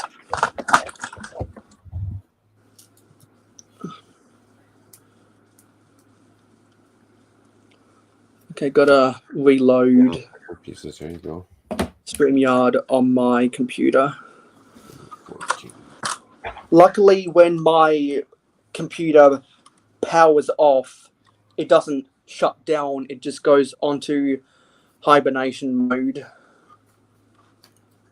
It saves a couple battery power for a couple percentage for hibernation mode, eh? That's nice. How long does hibernation mode last for? Hibernation mode actually goes on forever. Oh, wow. Oops, sorry for that echo. That's handy.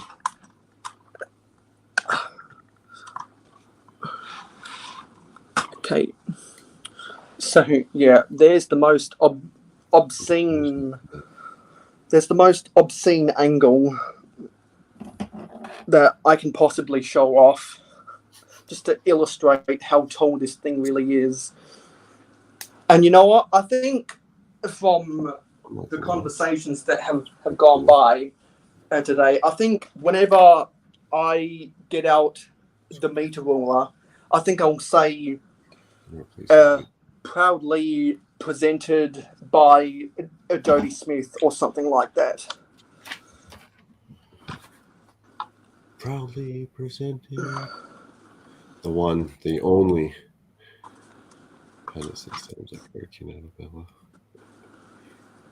So if I get the final height, actually, it'd probably be best to rotate this Drum roll. so that I can get the meter ruler up against the tip of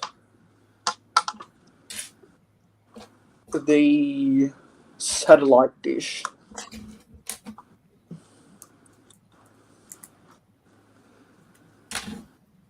Looks like the final measurement is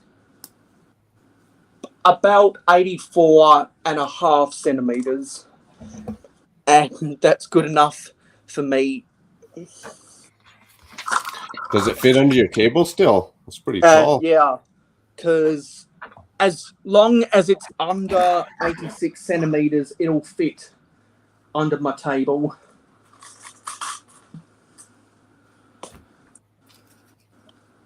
So, to put it into context, 1 yard is just over, I think is 93.2 centimeters, and if an inch is 2.54 centimeters, then probably 3 to 4 inches short of a 1 yard tall. Nice. Well, since you're almost done, Mayo, I got to sign off for the night. I'll probably be back around community. Depends what's going on tonight in like the next 6 hours or so. Definitely for Ruth and Brooks Bricks and early AM. Yeah, and then you've got your own. Even earlier than that, I'll be up early. Yeah, and then you've got your own live stream in about 22.5 hours. Nice. Thanks for the plug. Building's looking great. Love the ticker truck shirt, and I'll see you probably on Taz's stream, I'm sure. Yeah, I'll catch her in 8 hours or so. Right on. Good to hang out, Panda. Much appreciated. Later, Mama Lego, Jody.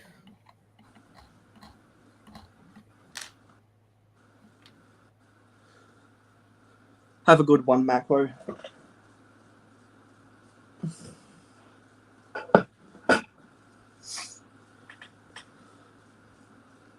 Oh, hello, Chef T. Thanks for popping on by. I'll remind everyone, if you haven't done so already, please make sure to leave a like on the live stream to tell YouTube that people want to watch my videos. And for any more information about the Mayo Hosko channel or Mayo Hosko Media, feel free to check out mayohosko.weebly.com for more in-depth information. So we have just finished building the first skyscraper that will scrape the sky, because the total height of this mammoth of a building is 84.5 centimeters, which is about 3 to 4 inches shy of 1 yard tall. So I'll get out the reverse camera, so to speak, to get the true measure of how tall this thing is. And we do have the satellite and antenna communications array up top to add the extra height. So there's everything top to bottom, with the feedback from people in the live stream, most prominently Panda, who's on the panel, and Brooks Wicks, who was in the chat earlier. I have made the decision to switch the window frames from white to black, and I'll keep it like this and see how I feel about it. But if I do get more of the white ones, then I will consider swapping it back. But I will have to get more thoughts and opinions from other people, whether you're in the chat of my live streams, whether you're in the Mayo Hosko Discord server, or whether you follow me on Instagram or Twitter, whatever. I'll have to put up images of this thing all over the place, and also for my supporters on Patreon, to get everyone's opinion about whether you think the white or the black looks better. So there's a bunch of different avenues I'll go about to get everyone's opinions, because I like to get the community engagement in my mocks, because it's engagement and I like the engagement. And this is on a 16 by 16 bright green plate, just as a placeholder, because now I'll be making the treacherous task of trying to put this thing on one of the base plates behind the modulars. You should name your table Sky. Yeah.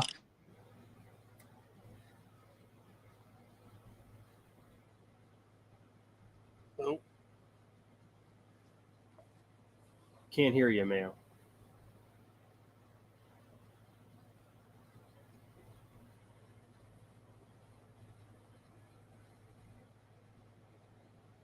Your audio's gone, Mayo.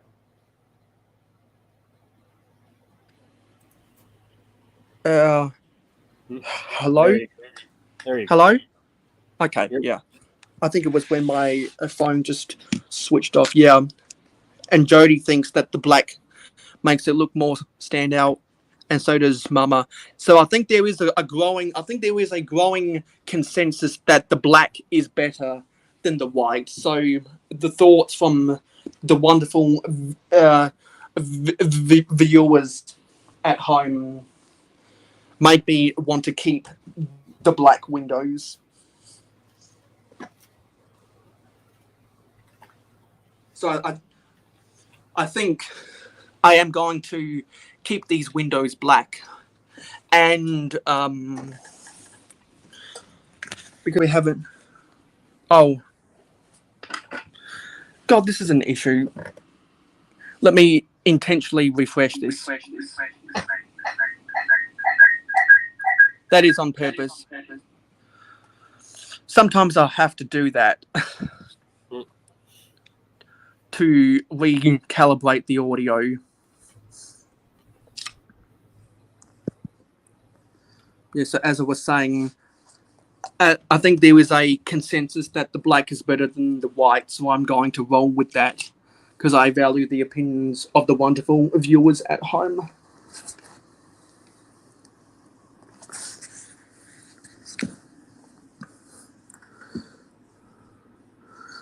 So now I'm going to go over to my city and try to put it in.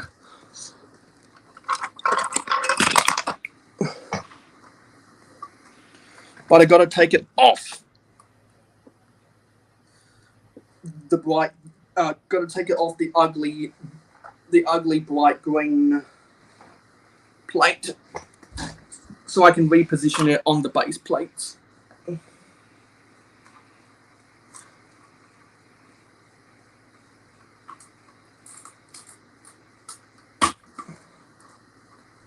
And now that this thing is so high, it's more difficult to take it off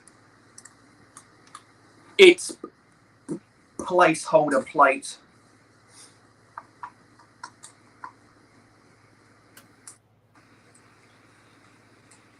So I accomplished everything I set out to for this live stream, was to get the office building complete, which means that now for the rest of the live stream, I'm going to try and make another space mock, because there are other Technic pieces in my collection that I can try and use to make more space mocks.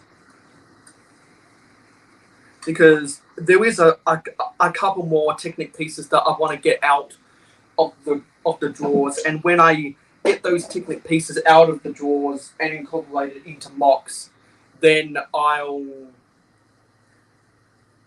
start doing more castle mocks.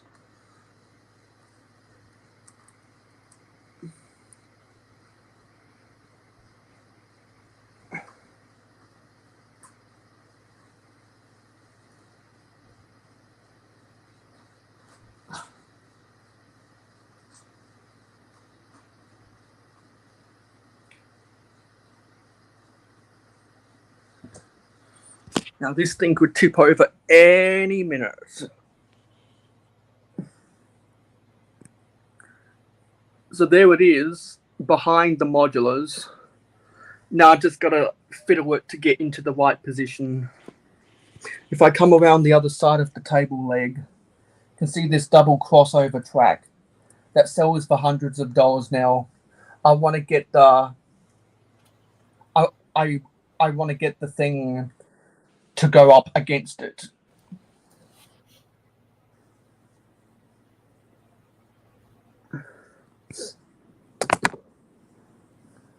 Looking good. And it's a real tight squeeze to get around here because of the train track that's in the way.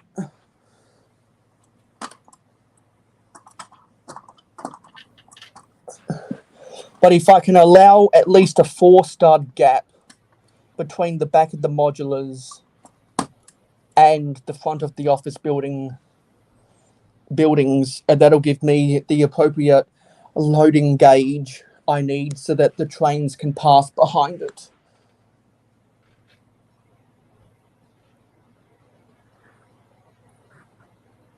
And Jody says, Mayo, have you thought about doing a bridge for Mayo City?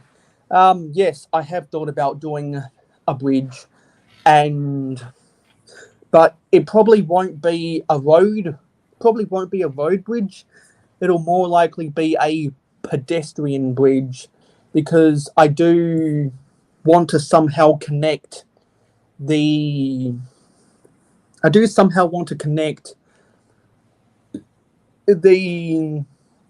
second, or the first shelf above ground level in my bookshelf, where I'm going to put the Paradisa mocks that I plan to build. I want to make a bridge that's kind of a zigzag pattern going downwards. I just think that'd make for a cool look.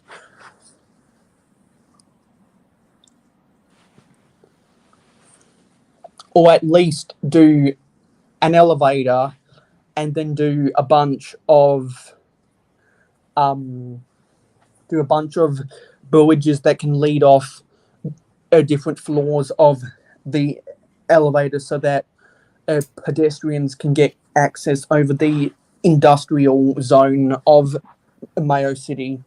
Because I do have spots where I want to put the foundry that melts down all of the scrap metal for reuse, because there's a section on the train line that I'm going to allocate for a scrap yard.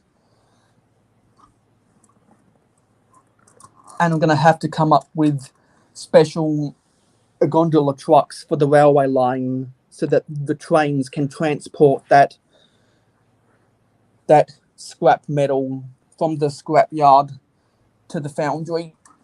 And I want to do a foundry that's loosely inspired by the Toy Story 3 set. The escape from the furnace, or whatever it's called. You know the one I'm talking about with the claw crane. And it was the Toy Story set where all the characters had a garbage details on. And so those figs in that set are exclusive.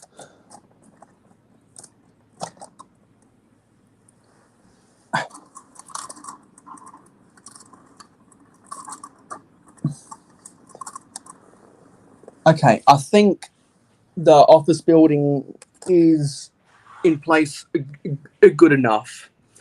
So there it is, behind the middle portion of the assembly square. And you can see that's the top, well, that's the underside of my table. And there's a minimal amount of distance between the top of the satellite dish and that cross support. There's a minimal amount of difference. And that's exactly the designer was going after, because it literally scrapes the sky. And if I can make 5 or 7 more of those things, it's gonna be a very good look for the city skyline of Mayo City. So have the big buildings at the back, and then as you travel northwest in Mayo City, the buildings gradually get smaller and smaller and smaller.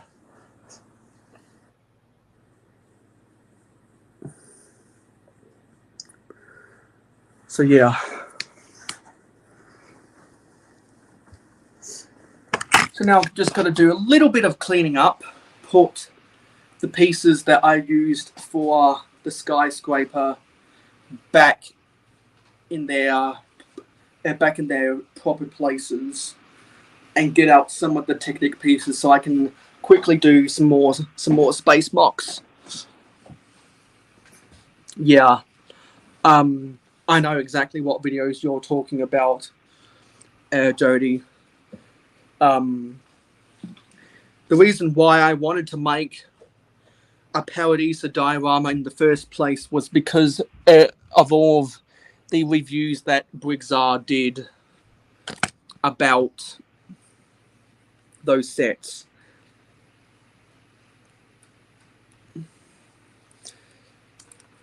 And I need to get a lot more basic white bricks so that the bright pink bricks I'm using isn't as heavy. Because that's the mistake I made the first time, was that I was using too much pink and not enough white.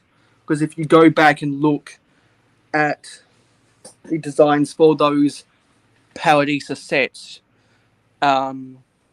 anyone that hasn't seen the Paradisa sets before will quickly notice all the obscure pieces that are in the old classic pink colour.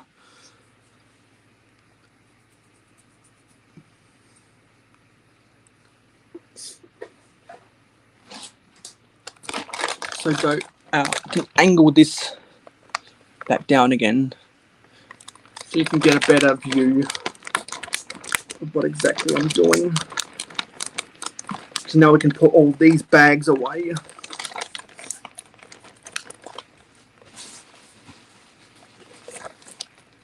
And on another live stream, I think I'm going to dedicate a future live stream to figuring out what I want to do with these minifigs, because some of them are collectible figures, and others are figures that I want to put in the city. So I've got to better separate those so I know exactly what goes where. And all of the pieces that I've used for building skyscrapers and other buildings that will eventually go in Mayo City, I'm keeping in a Lego store bag for the time being, because that's just a convenient place to put them, and I don't have the space in my drawers to put the windows yet. And I've also got to remind myself to order some more door inserts, because I've got enough glass, well, I've got enough window inserts for the time being.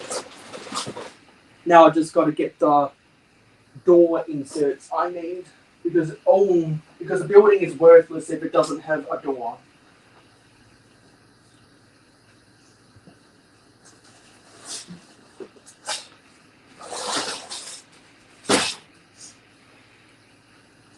And there's some stuff that I can put in my wardrobe that's just taking up space on the ground. Other random toys that I collect. And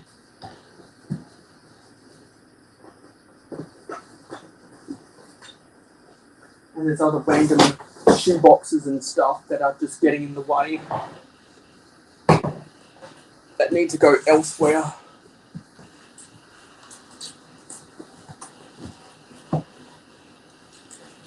So it's just a game of Tetris to make everything fit around here. I know that feeling.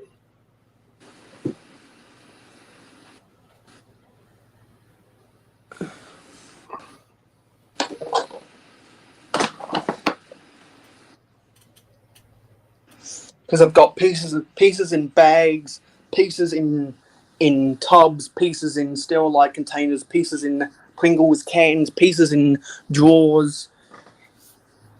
I've got a whole arrangement of a different containment, because some pieces I just have too much of to put into a drawer. Ideally, everything would be in a drawer, but that's not feasibly possible right now. And also, I have just random pieces that are halfway sorted, but not yet. And it's those pieces I come to first when going to build a mock. And I took out quite a few 1x1 white bricks from there to build the skyscraper that we just put into the city. And while I was cleaning out the other day some of my bookshelves that needed to be cleared to make way for mocks that are going to be in future city updates, I found some old mocks that some I knew were just sitting there doing nothing, collecting dust, and others that I completely forgot about. And when you encounter mocks that you once built that you completely forgot about, that's never a good sign.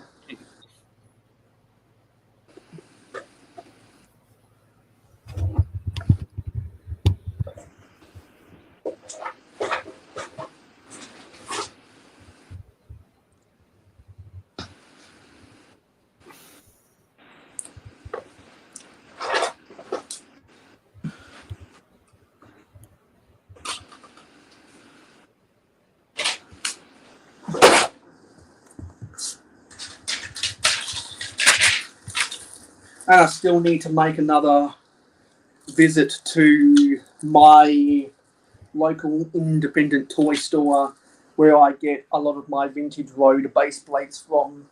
Because once I get those Vintage Road base plates, then with the other base plates I have, I can put them in place, which means I can get them out of storage, which means they take up less space, which means I have more room to walk on.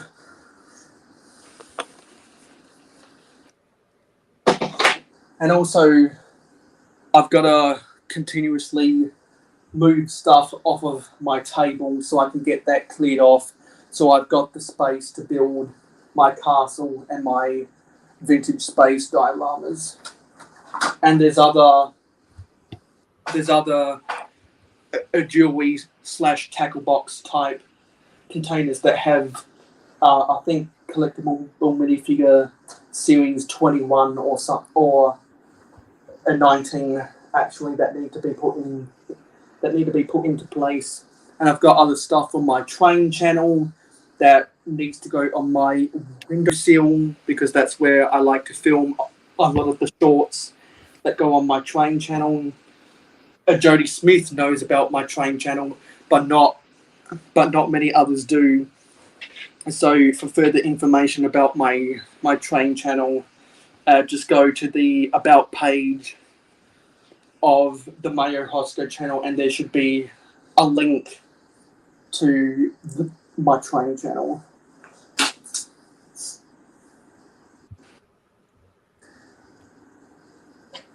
And eventually I'll have to take apart this skyscraper, which was built on my old standard of 6x14 plates.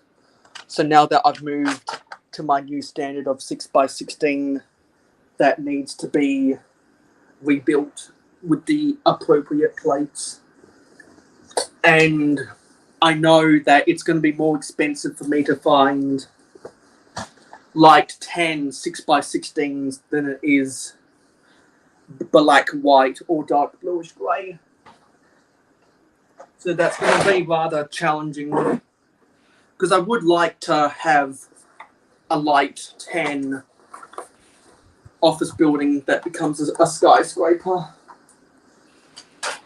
Just like how I want to have one that's in blue, and I want to have one that's a crazy colour, and maybe a combination of crazy colours to intentionally look ugly. And I've got a couple boxes of track that I'll be purging the straight track from there to finish some of my sidings that are currently just curved track. And by replacing them with straight track, that means I can create more space to build more trackside accessories. And one of those trackside destinations I want to build is an oil fuel tank for storing the algae biofuel that powers all the internal combustion engines of Mayo City. Because for those who don't know, for those who haven't been keeping up with the Mayo City updates, Mayo City is set in the year 2030. And the reason it's set in the year 2030 is because I was doing some research a while ago about algae biofuel, and they say that if certain American states can make targeted investments, they can decrease the price of algae biofuel from $30 a gallon to only $3 a gallon, or something like that.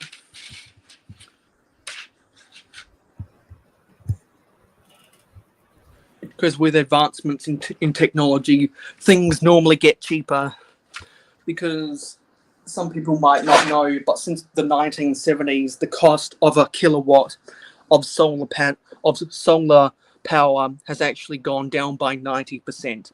Back in the 1970s, a kilowatt of solar power used to cost 70 US cents. Now it only costs 7 US cents.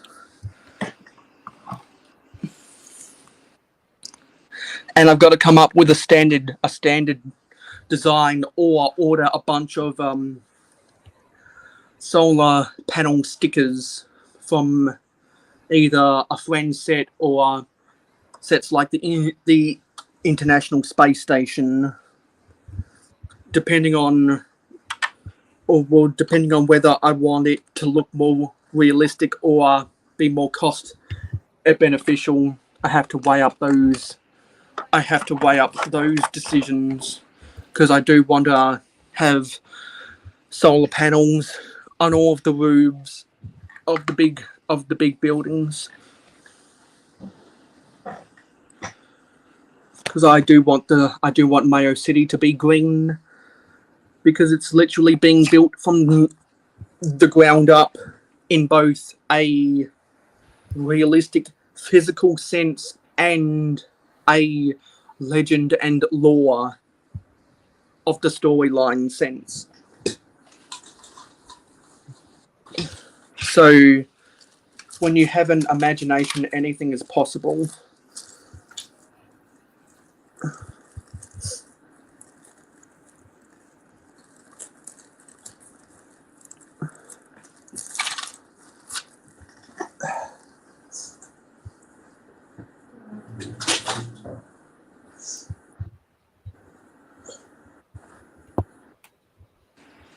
Okay, now I've got a clean floor to walk on.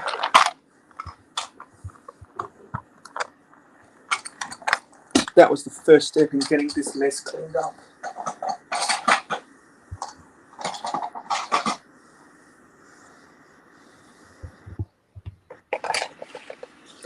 Now I can put these drawers back.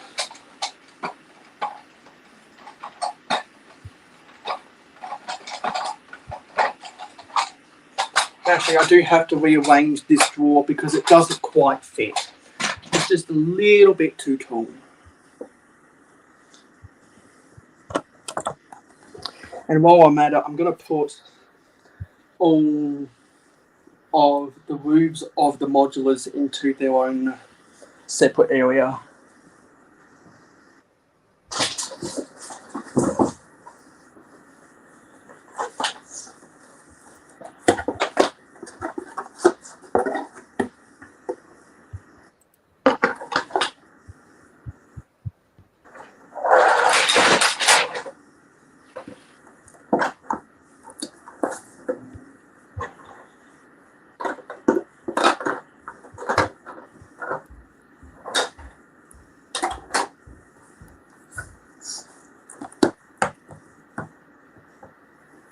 And I appreciate the 3 people that are out there lurking, because that adds up to the watch time hours.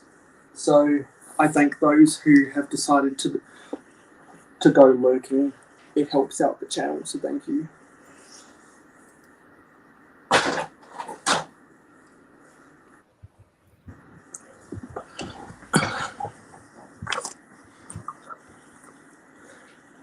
And I'll eventually repurpose this old office building as well. There's a lot of things I need to take apart.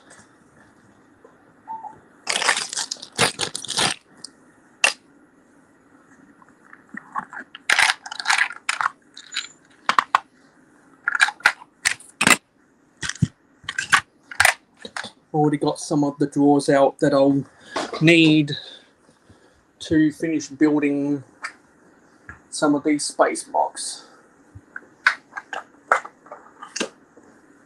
The more common pieces that I end up using.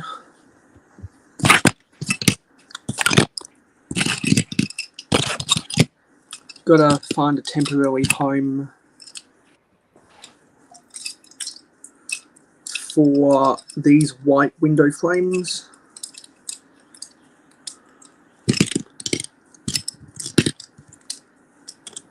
See if I can stack them in my hand.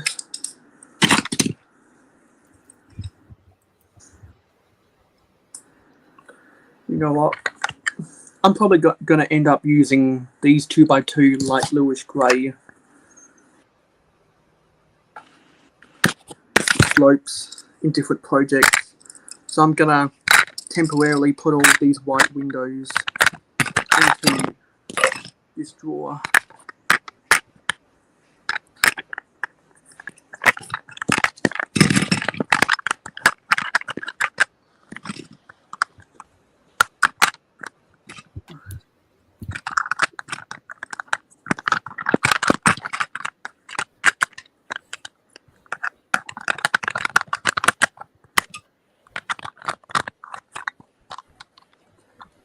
So did the center dividers come out of those drawers? Yeah, they Yeah. do come out, and I've if anyone owns any of the Lego Classic sets, you'll know that some of those are actually just a cardboard box, and I've got two of those cardboard. I've got two of those cardboard boxes that resemble a 2x2 yellow brick, and I've got all of my spare dividers sitting in one of those things because some pieces I have enough quantities in bulk that it just makes better sense space wise to not use the dividers. Hmm.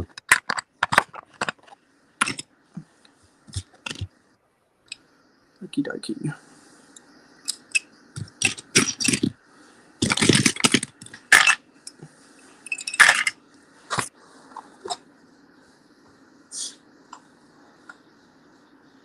Temporarily, I'll put this there.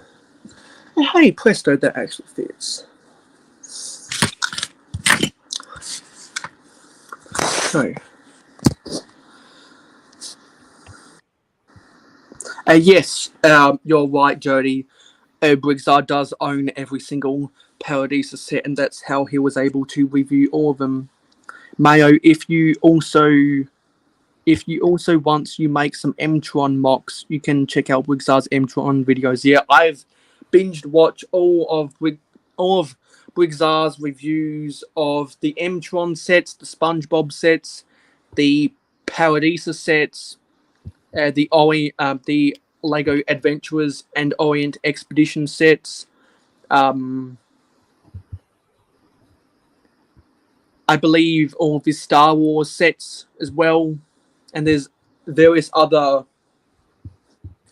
playlists that I want to go back or that I need to finish watching so I can say that I've watched every Briggsar video that is in a playlist.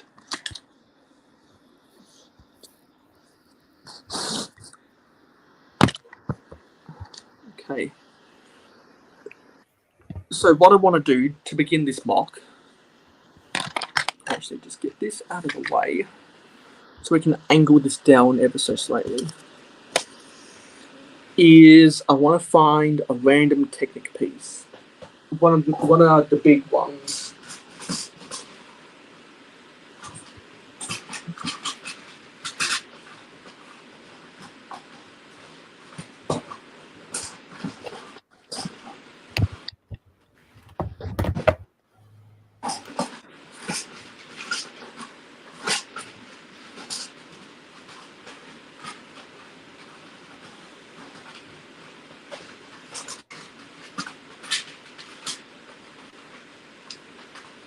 You know, I think I'm gonna try and make a Blacktron 1 mock. I've done a couple Blacktron 2 mocks, so I think this time I'm gonna try and make a Blacktron 1 mock. And this big black Technic gear speaks to me that it needs to be used, and so do these pieces. I think I could easily make a very small hover fighter or something. And I think I'm going to do something really unconventional, and I'm going to join these. Yeah, I'm going to do a very unconventional building technique for me. If I can find its compatible match. What I'm going to do is I'm going to attach these two Technic pieces like that. And then in between, so that we can attach the studs, I'm going to get the 1x2 Technic bricks with the Technic axle hole.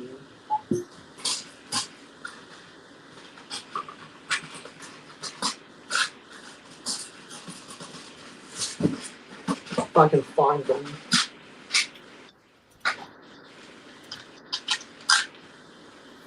I think I'm going to have to use yellow because I'm not seeing any of them in black.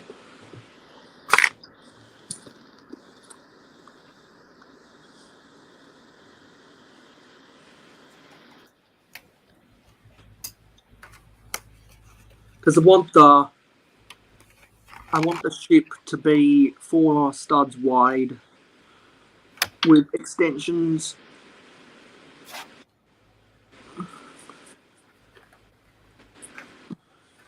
Want to keep this to be a narrower than what I normally do, because I normally like to go with a 6 stud wide fuselage.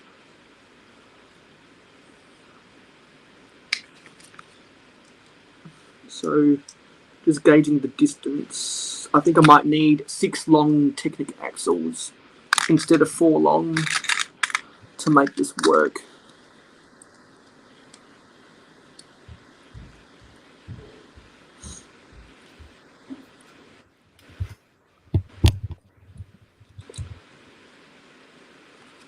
Let's make this just wedge it in ever so slightly.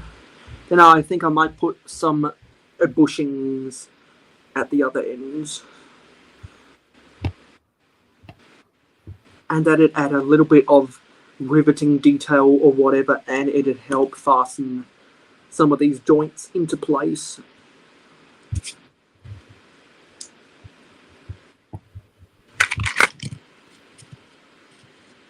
So that's the base build.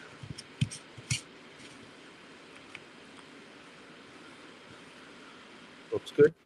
So, yeah, I think it looks good because it's an unconventional technique. Okay, so if I have more of those,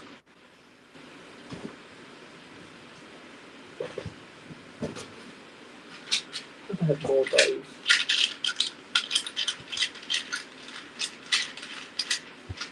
no, I've only got them.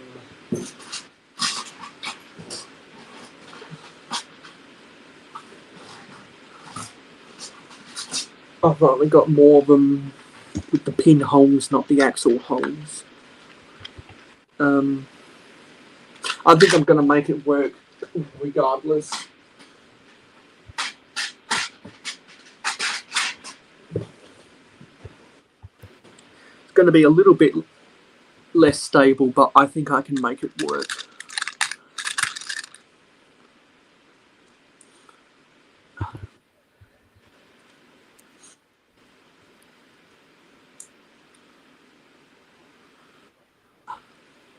I'm gonna have to take off here, Mayo. Yeah. Gotta hit the hay. Wake up early tomorrow. Yeah.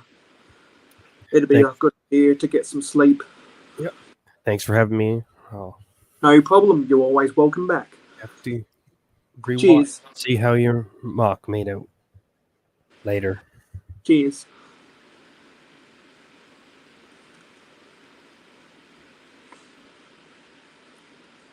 So I should be able to finish this inside the last half hour. Within the next 25 minutes, I hope, and then hopefully at around 3 hours, I can cap this off.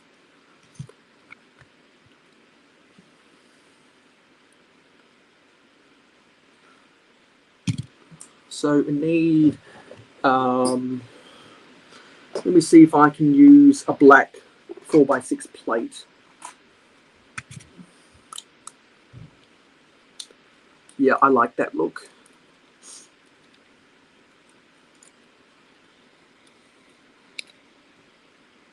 So by connecting these two weird Technic pieces that have a curve, that have the curvature to them, connecting them with the 6 long Technic axles on the bottom, and by using the 1x2 Technic bricks with the axle hole that allows to get the stud connection so that I can attach this 4x6 plate on top.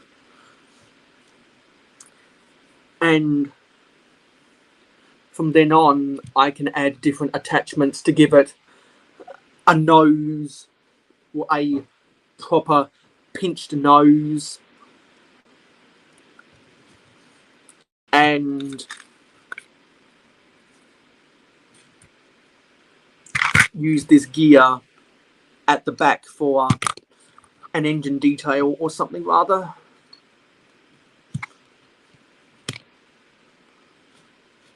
And we've got to get some trans yellow in here as well to enhance the color scheme.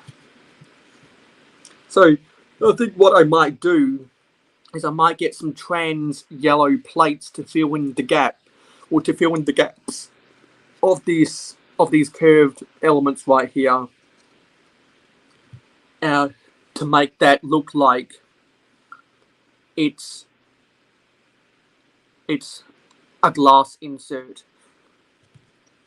Pretty sure I have some 1x2 plates and 1x2 trans yellow bricks around here somewhere. Actually,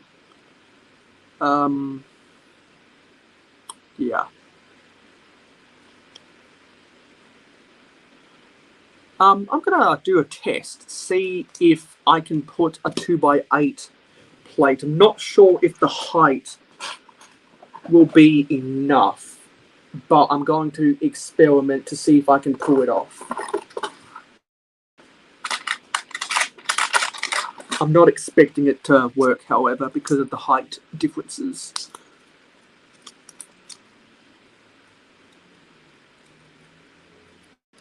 Yeah, as I thought.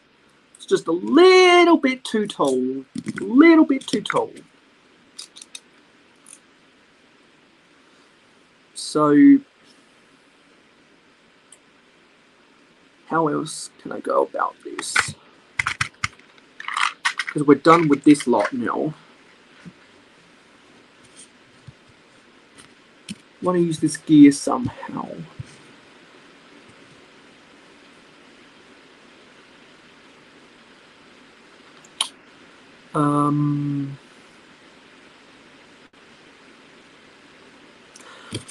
How about if I go with some 2x3 plates in black? Now that's 2x.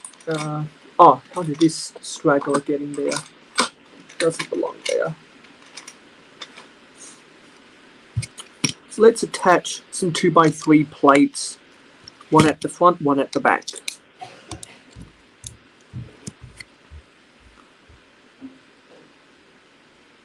So it looks like this. Give it some attachment points.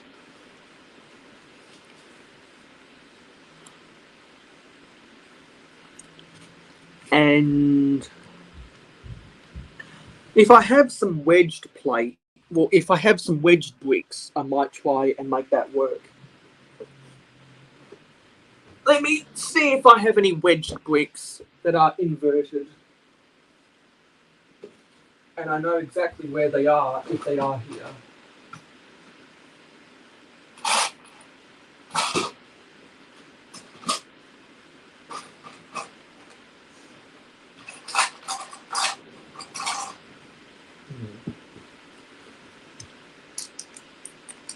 No, I don't really like that look.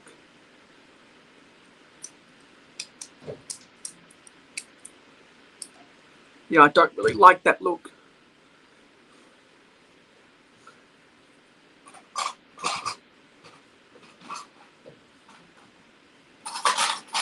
And I don't have any that are inverted, that are in black. So maybe if I can, here's what I'll do. Maybe if I can get some black.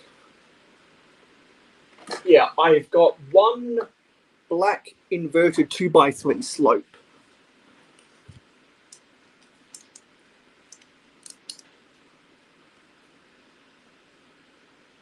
To kind of look like a boat from the undercarriage.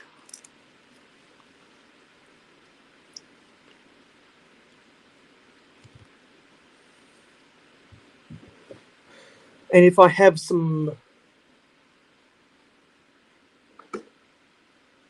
if I had 1x1 versions of those pieces, I'd use them to get the or to go on the other side, or to go on the sides, I should say.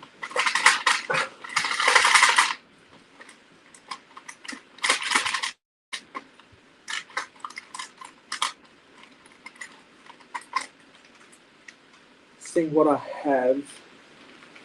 I've got one, but I don't think I have another.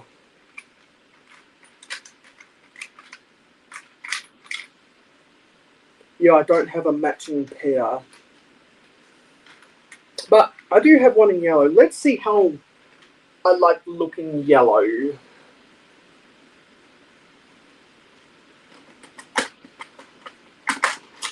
If it's a good or a bad look in yellow. Let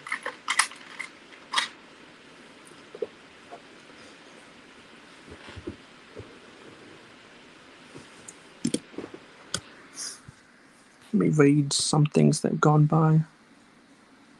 Yeah, Pandemonious Panda's gone to bed. Have a good night's sleep. And Mama says it's going on to midnight and Annabella will be waking up at the crack of dawn. So I am off. Have a great stream, Mayo. And have a good night's sleep, Mama. It's around that time when people from the US start, well, when people from North America start going to bed. And that's why I quite like doing these 3-hour live streams. Because I can get more stuff done in a 3-hour live stream than a 2-hour live stream.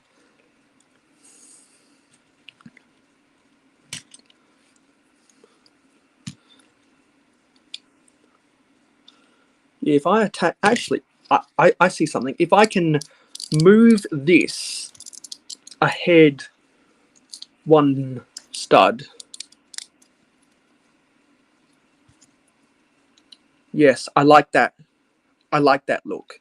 And if I raise that up ever so slightly, that provides a nice little bit of aerodynamics. So what I then need, actually, I think what I'll do is I'll see if I have a modified 2x2, well, a modified 1x2 plate that has the 2 long bow extensions coming off the side. So that way I can attach some laser cannons or something, if I have those pieces in my inventory, that is.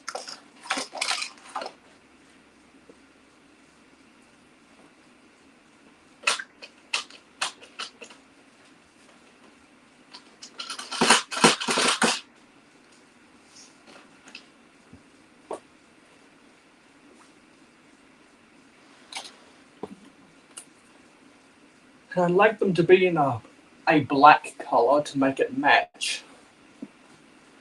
But I have a strange feeling I've already used those pieces in my other mocks. My other space mocks.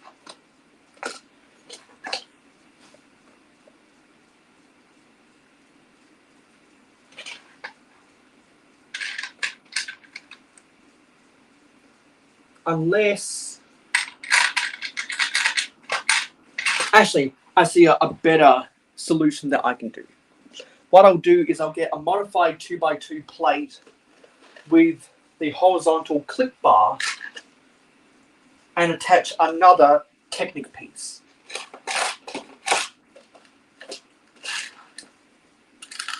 I think this will be better, a better solution actually.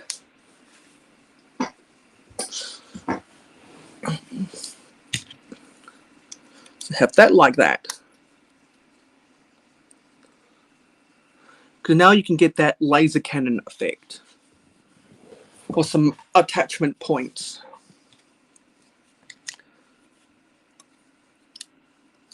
And we don't have to fill in that gap at the bottom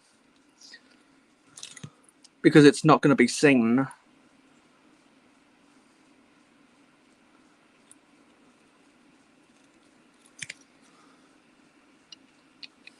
Then if I get a 1x2 black plate, that should fill in the gap.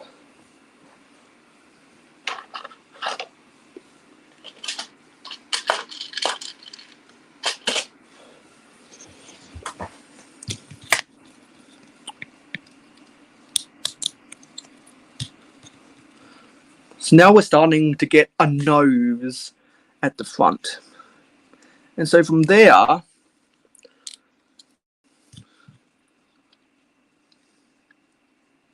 I can attach, well, I can get a 2x4 plate to brace the connection of those two other 1x3 inverted slopes.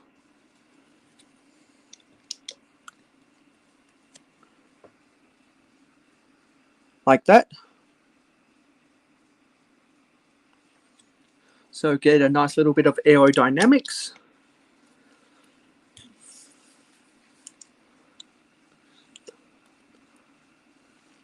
And I think what I want to do from there is get a black, actually, yeah. I think what I'll do is I'll get a black, yes, a black 2x2 slope.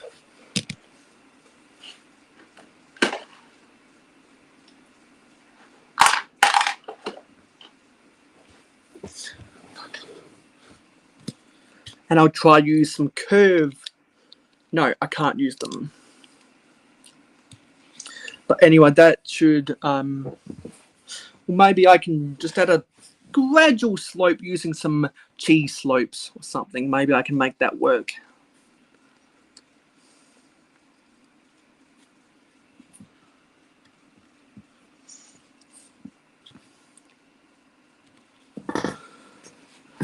If I have some 1x1 trans yellow bricks, that'd be a perfect spot to fill in a gap in the corner.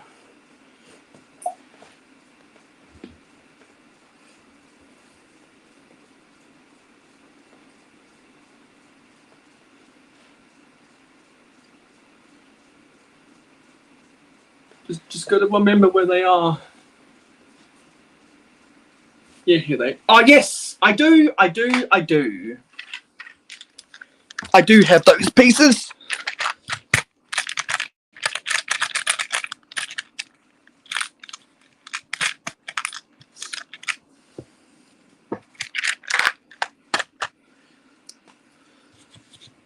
So that can go there. Add some nice trans yellow. See, get the trans yellow.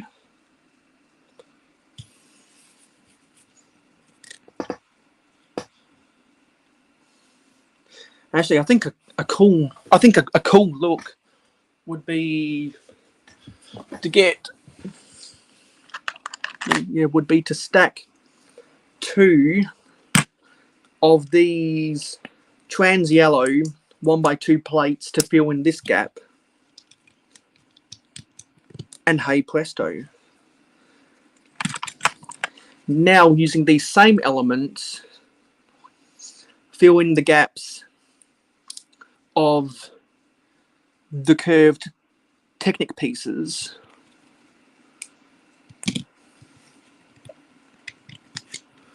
So for here,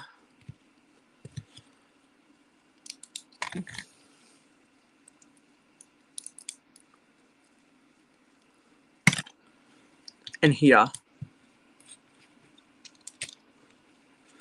and then repeated on the other side.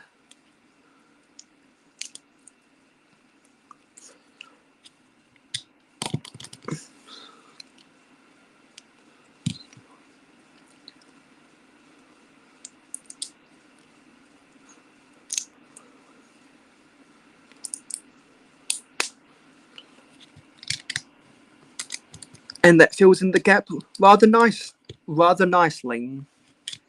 Then up top, actually, if I have some square 1x1 trans yellow plates, I'll put them in there. Because I need 4 of them to make it, or to pull off the look I want.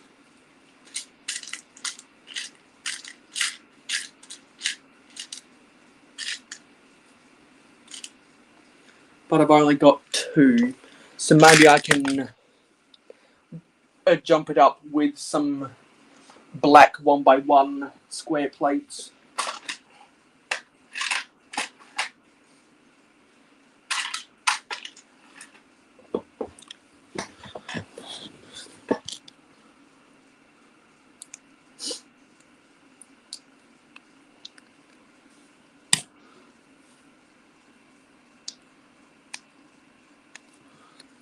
Get a brick separator to wedge these two apart.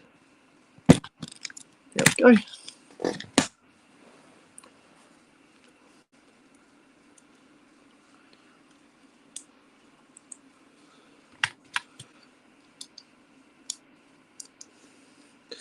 And stacking those up fills the gaps around the cockpit area.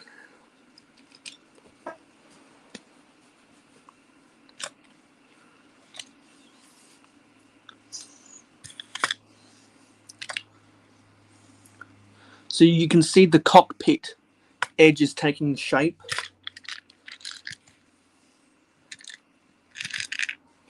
And at the front here, you can use some trans yellow 1x1 cheese slopes.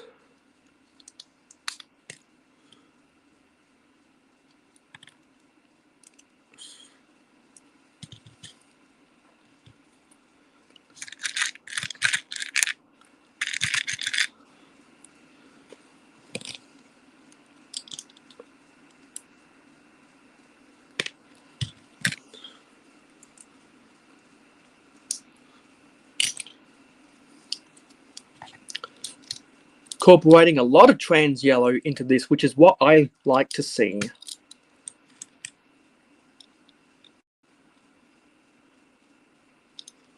How do I like that look? Yeah, that's an okay look.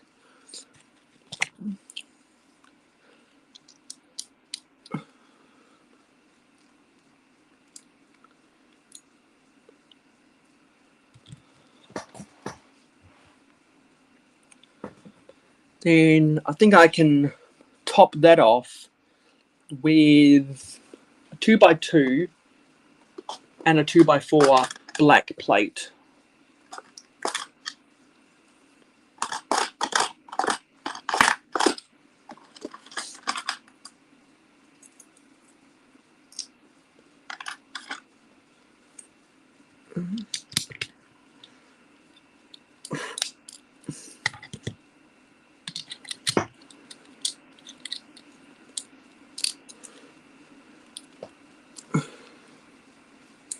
Got to make sure this connects, snaps into position. There we go. Get another black 2x2, 1x2 plate.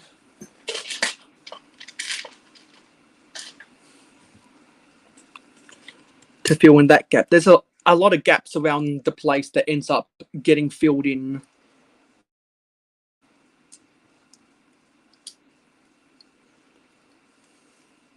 To get the look that I'm going for. There we go. I like that front end now. It takes shape rather nicely. It's the slope end that gives it an aggressive look. And then here and here, I think I'm going to stick some control panels.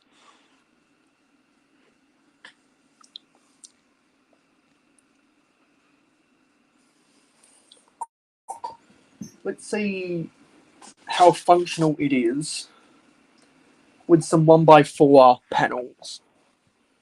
1x4x1.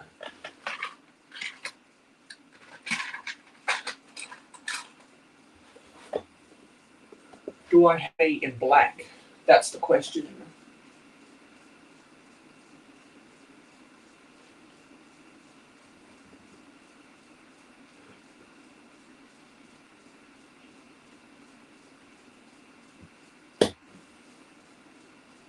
Do I have any in black?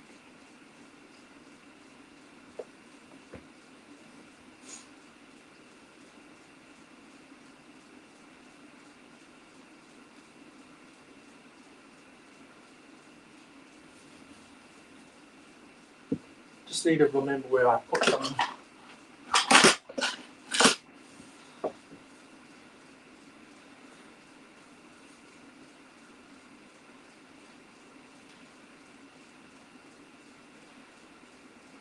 I don't remember where I put them.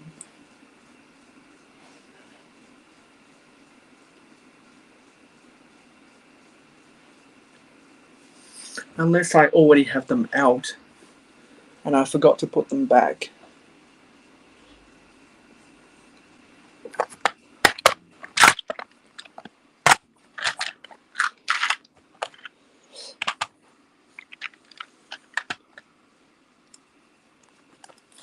Yes, there they are. They were just hiding underneath some other mocks.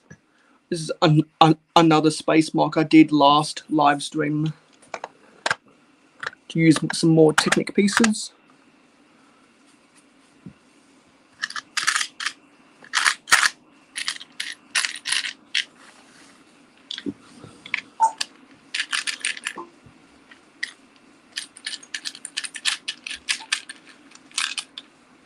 Might have to use 1x2s doubled up instead because I don't have any in 1x4.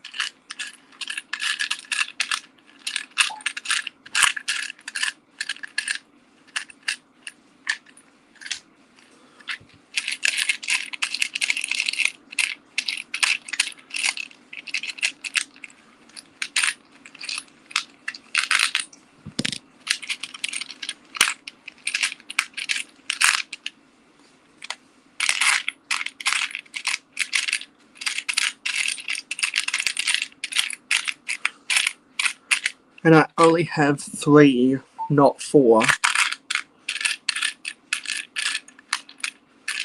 So I think what I'll do is I'll use a yellow one, and that will indicate that it is prototypical and should not mean and does not mean to be that way.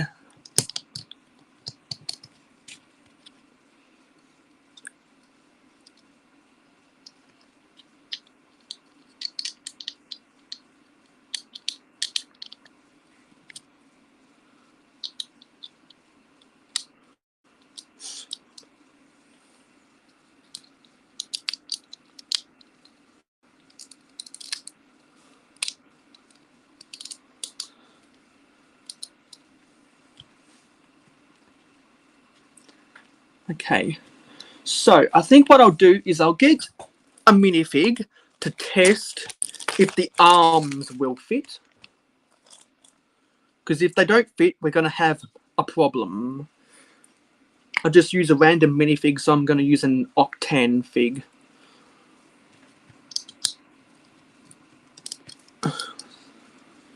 Can get this guy into place. And the arms do fit. Okay, the arms do fit. So we do have our design that will work for the minifigs. So we know that that works. So I've got to build up the underside somehow. And, well, no, so not the underside, build up the back. And I'm going to go with a little bit of an unconventional technique of how to build the rear assembly. So what I'm going to use is I'm going to use a 1x2 black snot brick. And most of you guys do know this, but snot is an acronym for studs not on top.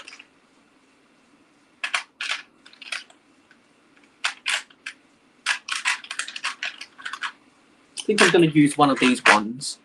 That's a plate design, not a brick design. And then I'm going to get some black 1x1 cheese slopes.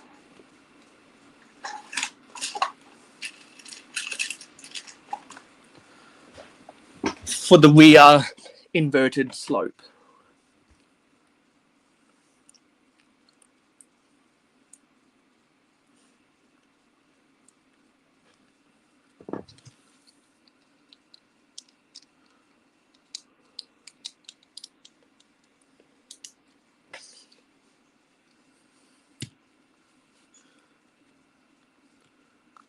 And I'm going to allow myself to have the back be a little bit more boxier than the front. I think the front being more aerodynamic is better. The back doesn't matter as much to me.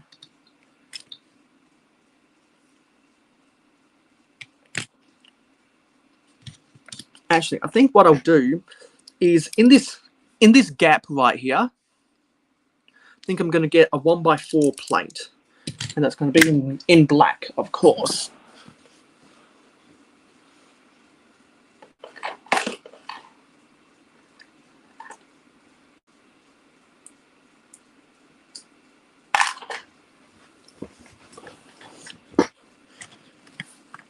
So we can get a little bit of width back here. There we go. And I think what I'll do is I'll get some 1x1 headlight bricks and use more of those black cheese slopes.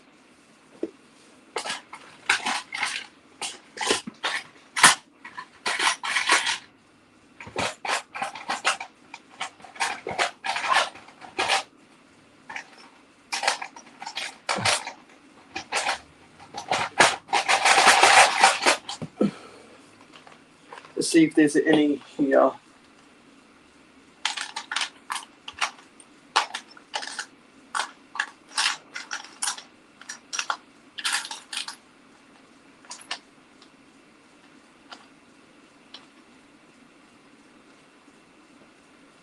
Not seeing any in black.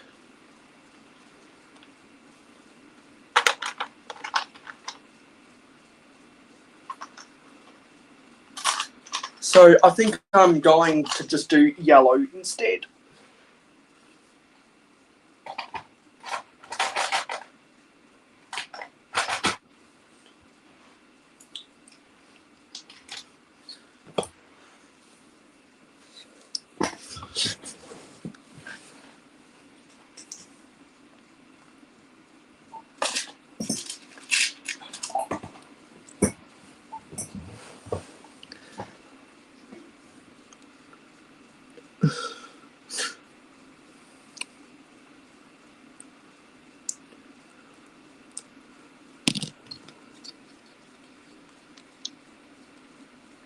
And that can go like that.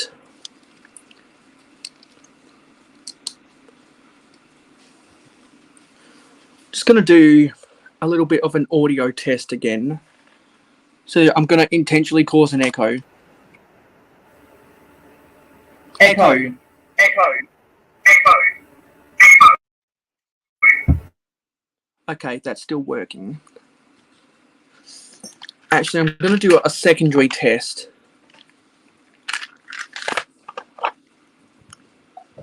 On my other phone.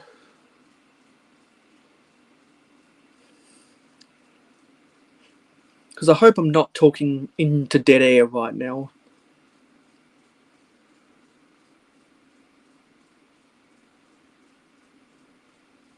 And this phone is going to go flat any minute now.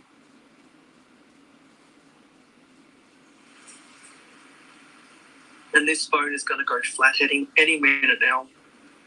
Okay, so that's still there. So I'm going to put this phone on charge, and this is going to go for half an hour longer than what I originally planned. But that doesn't bother me.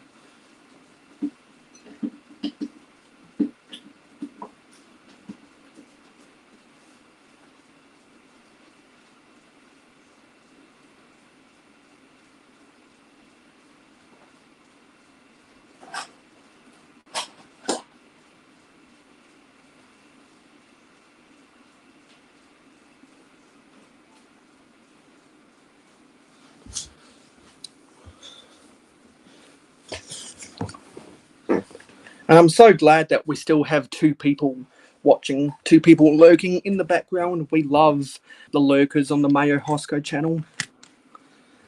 They're good for business. So I've got to somehow find a way to attach this large gear at the back. I think I'm going to use a Technic pin. Hope I can get away with using a 4 long. And I think it'd be cool to be able to have the gear be able to spin.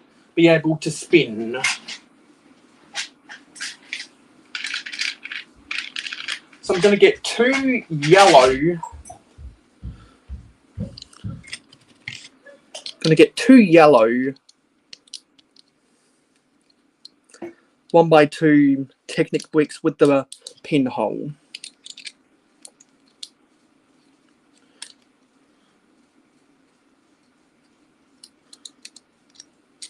Nah, I gotta use a six long axle instead.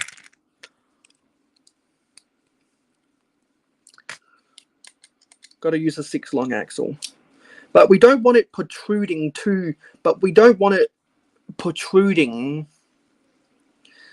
into the cockpit. So I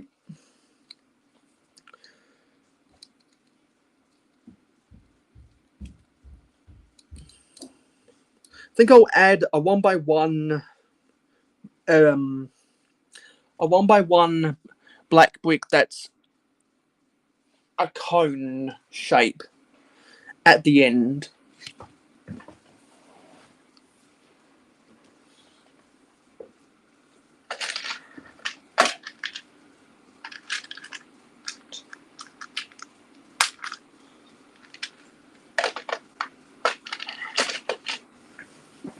Have a cone shape at the end, and that'll actually make it a little bit easier to spin the thing up as well.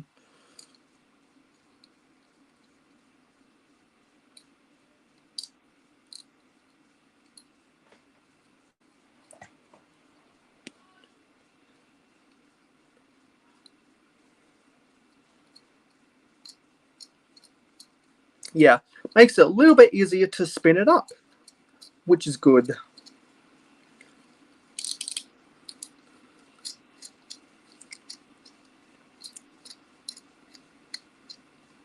So I think what I'll do is I'll move this forward by 1 stud.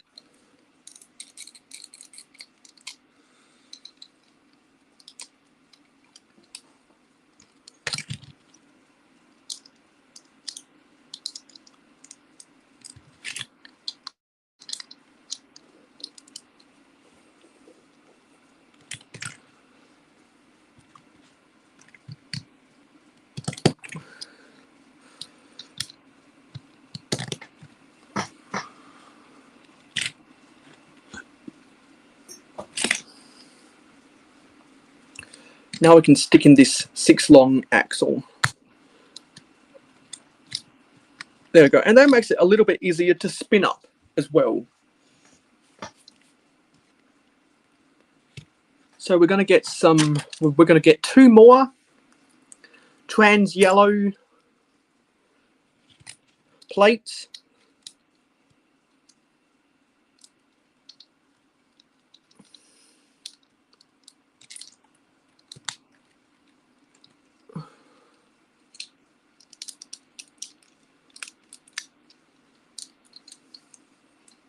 And then up top, we're going to get another 2x4 plate in black.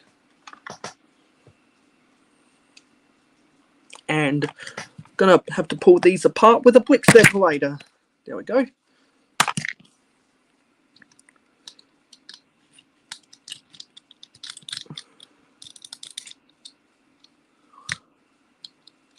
There we go. That's the look I want. That's the look I want.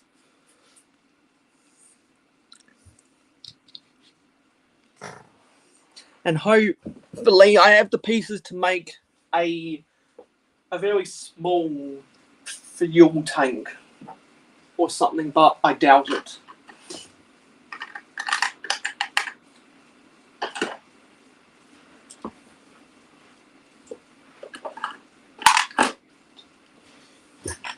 Because I've got, actually, yeah, I can stick these 2x2 black slopes at the back here. Yep, that looks good.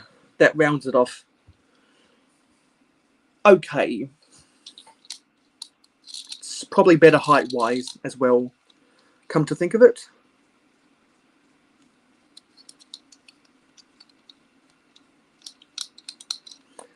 Actually, what I should do is I should put a bushing on the inside so that it doesn't get tempted to go away.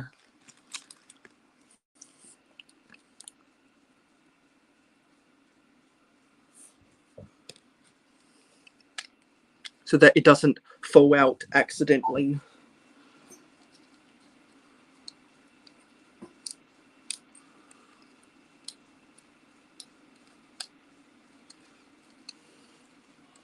Just have to do this off camera to get it into its proper position.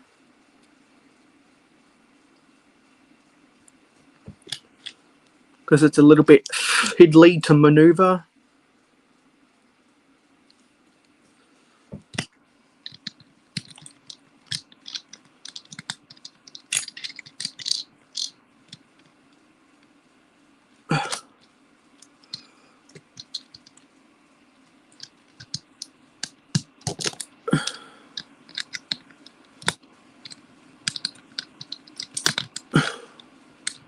Come on, fit in there.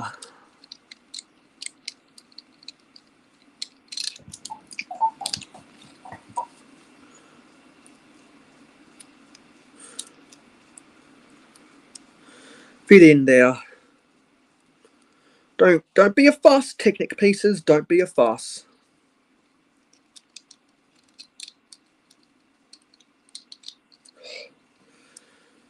These things want to keep on spinning around.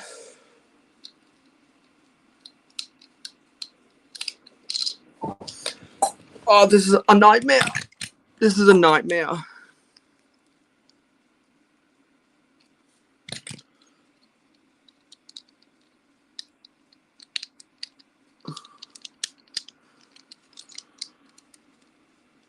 Come on, just get into position.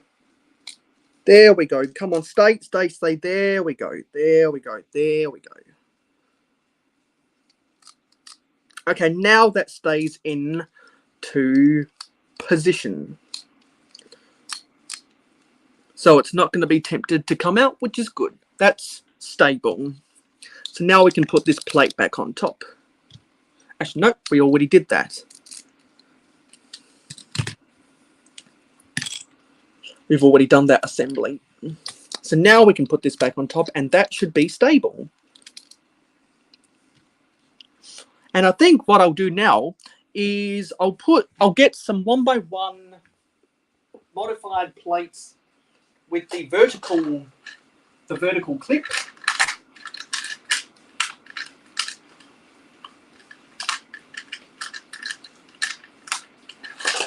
To position some antennas and maybe a minifig accessory as well.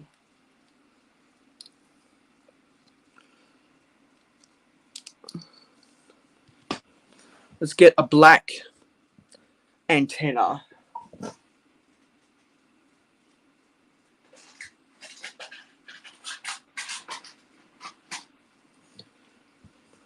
I must already have the antennas out. I just don't know where I put them. Oh, I nearly fell off the chair.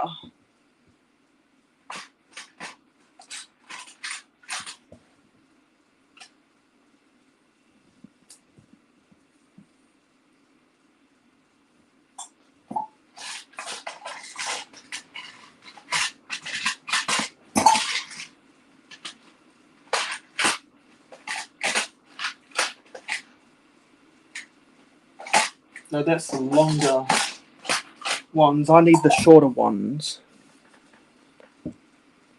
Oh yeah, here they are. They're buried underneath here.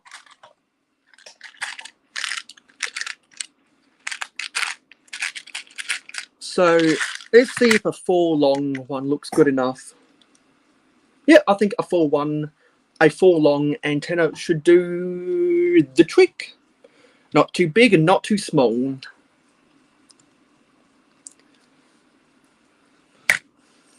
There we go. I like that look.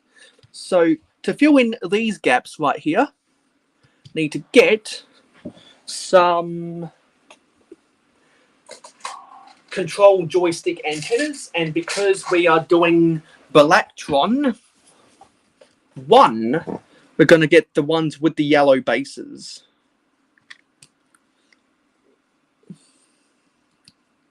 Because it fits the color scheme.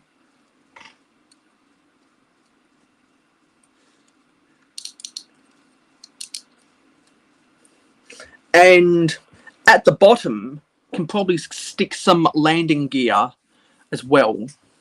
Probably get some landing gear on the bottom, which will make it more stable on the bottom as well, because it's not quite flat. I think we can put some bumpers or some inverted tiles underneath those Technic axle bricks.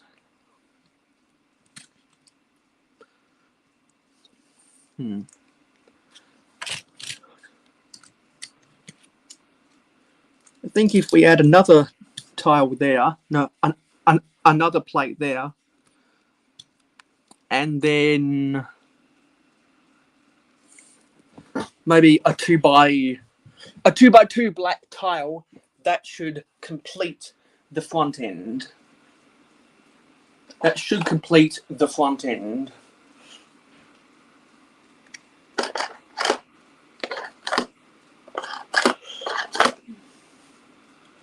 Just don't know what I did with the tiles. I know I have a section for these things.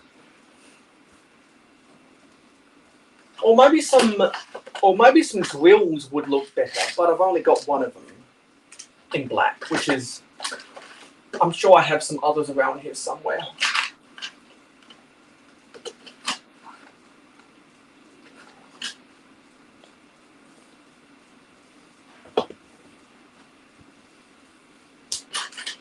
Actually, what I'll do is I'll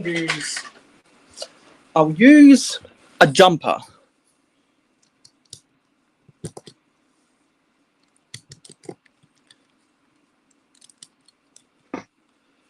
And I'll use another one of the trans yellow cheese slopes. It's kind of like a mini hood element, kind of like the Mercedes-Benz hood elements, something like that. And then at the front, now we need to get the laser cannons.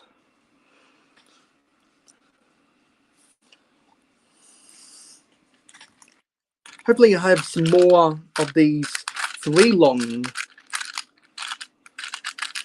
bars in black. Because we don't want the laser cannons to be too long. Otherwise, it'll make the craft longer than what it needs to be. And I think for some very basic laser cannons, I can stick in some trans yellow 1x1 bricks.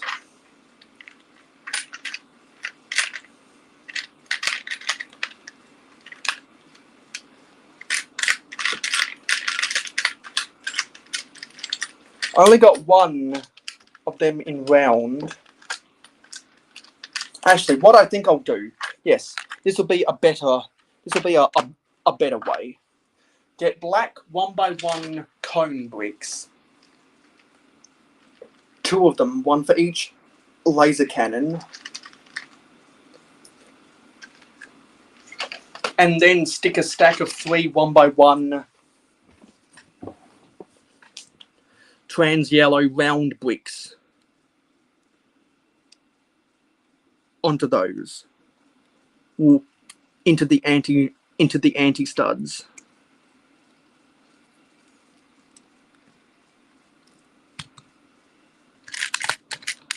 Like what I've already got pre-assembled.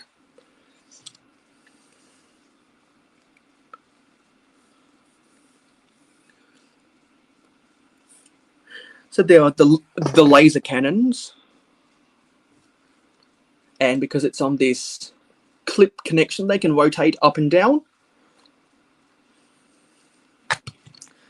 So now the only part to do is the landing gear. So I'm going to flip it upside down for this. And I'm going to take off the antenna so we can work on the underside.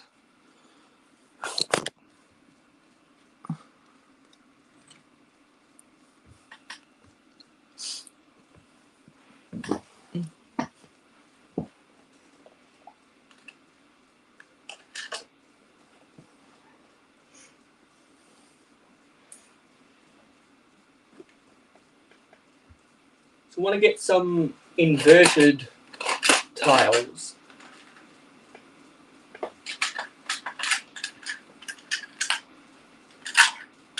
We've got some in black, which is good.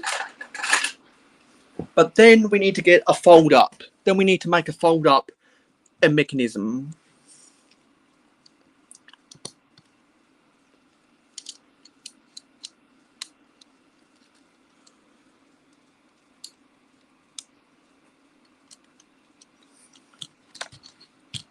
So we've got the bumpers on the side, and now we need something that looks like the build for the landing gear of an X-wing from Star Wars.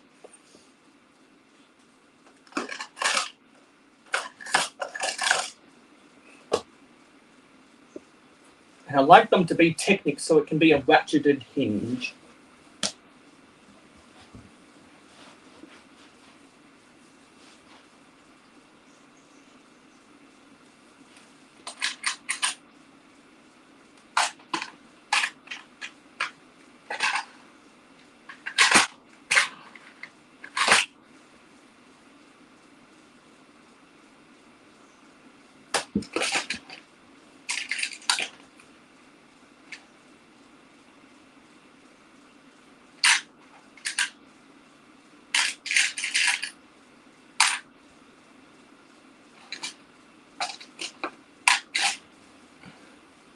Do I have any of these things in black?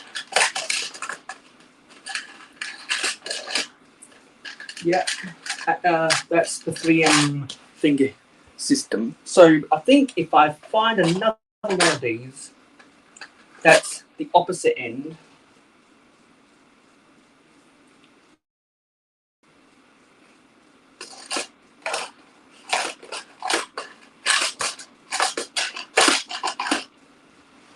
And I find an adapter to bridge the gap, then that should be a good set of landing gear.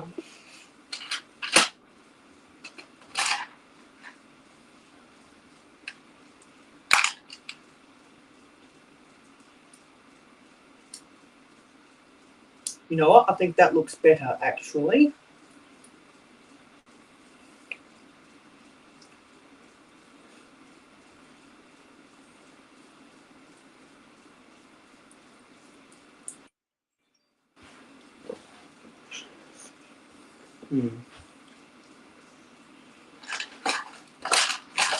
Still want to make this work. So I think what I have to do is get get a black 2x2 plate and another one of the black 2x2 round inverted tiles, and that should be my landing gear.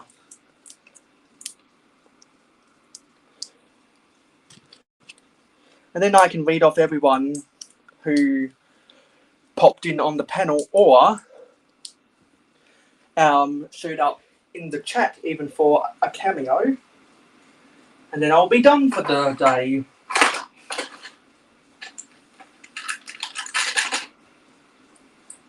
I hope this isn't too big, because this is the build I'm choosing to use. I hope this isn't too big. Yeah, it is a little bit too big.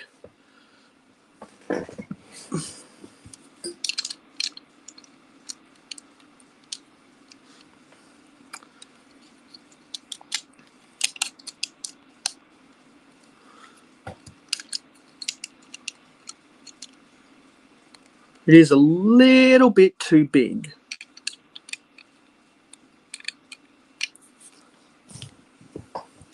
Maybe if I go after something a little bit more simpler, that'd work better.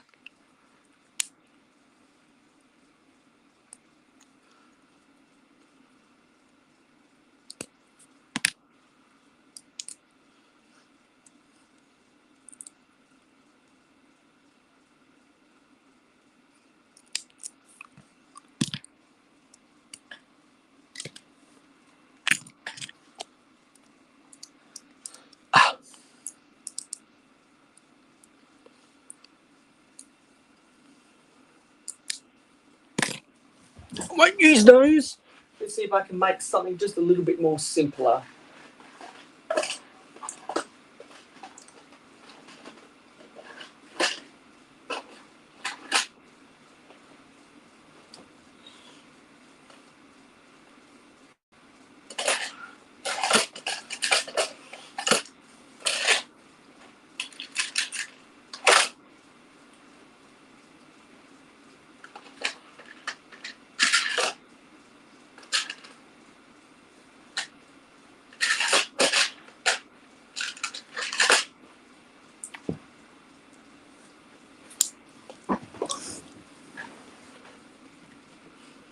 Let's see if this connection does all right. Let me get another black 2x2. Well, what did I...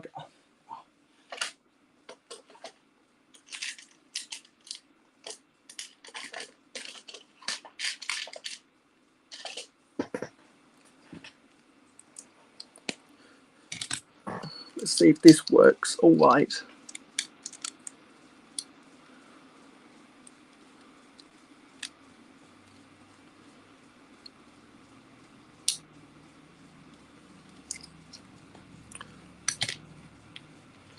Yeah, I think that looks okay. And it gives a nice little forward rake to it when it's parked. I think I'm going to roll with that. Or if I just move it at the back, maybe I can get it to be a little bit better folded up. Yeah, actually, I like that position better. There we go. I like that.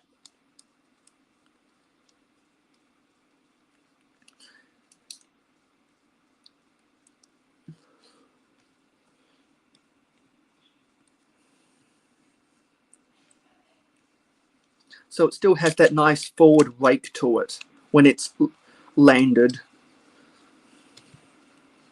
Yep, I like that. So that is yet another space mock complete. I'll go put this in the parking lot off camera.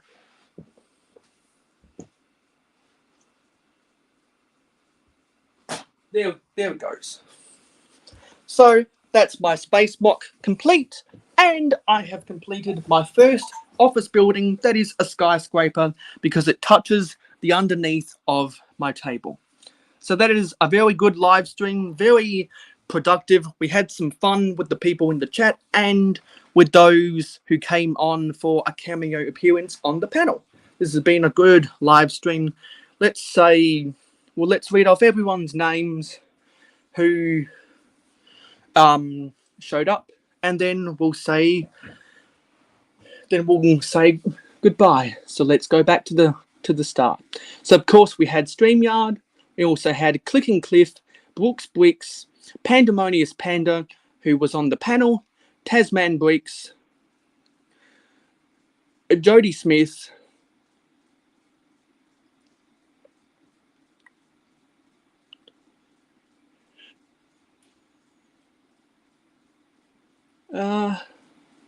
actually no, I don't think we... No, this doesn't want to go up all the way for some reason. That's weird. That's weird.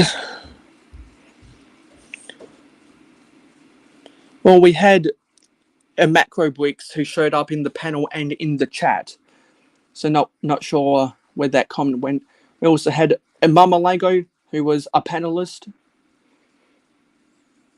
Chef T, and that was everyone. Don't know why Macro's comments doesn't want to show up. That's just weird. But let me see if it works better on my phone.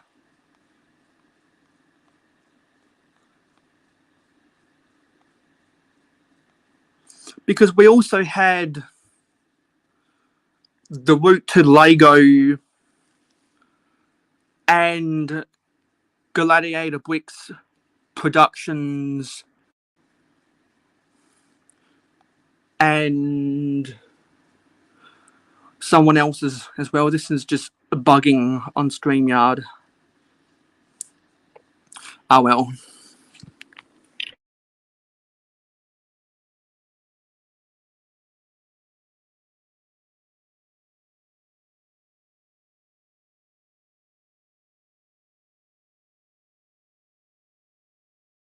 At Friday night in North America, 9 p.m. Eastern. I do that because I like to specifically target the North American market. For more information, feel free to check out mayohosko.weebly.com.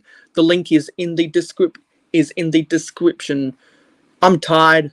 I'm going to say goodbye, everybody. Thank you for watching. Let's roll the credits. Let's get the credits. See you guys next week.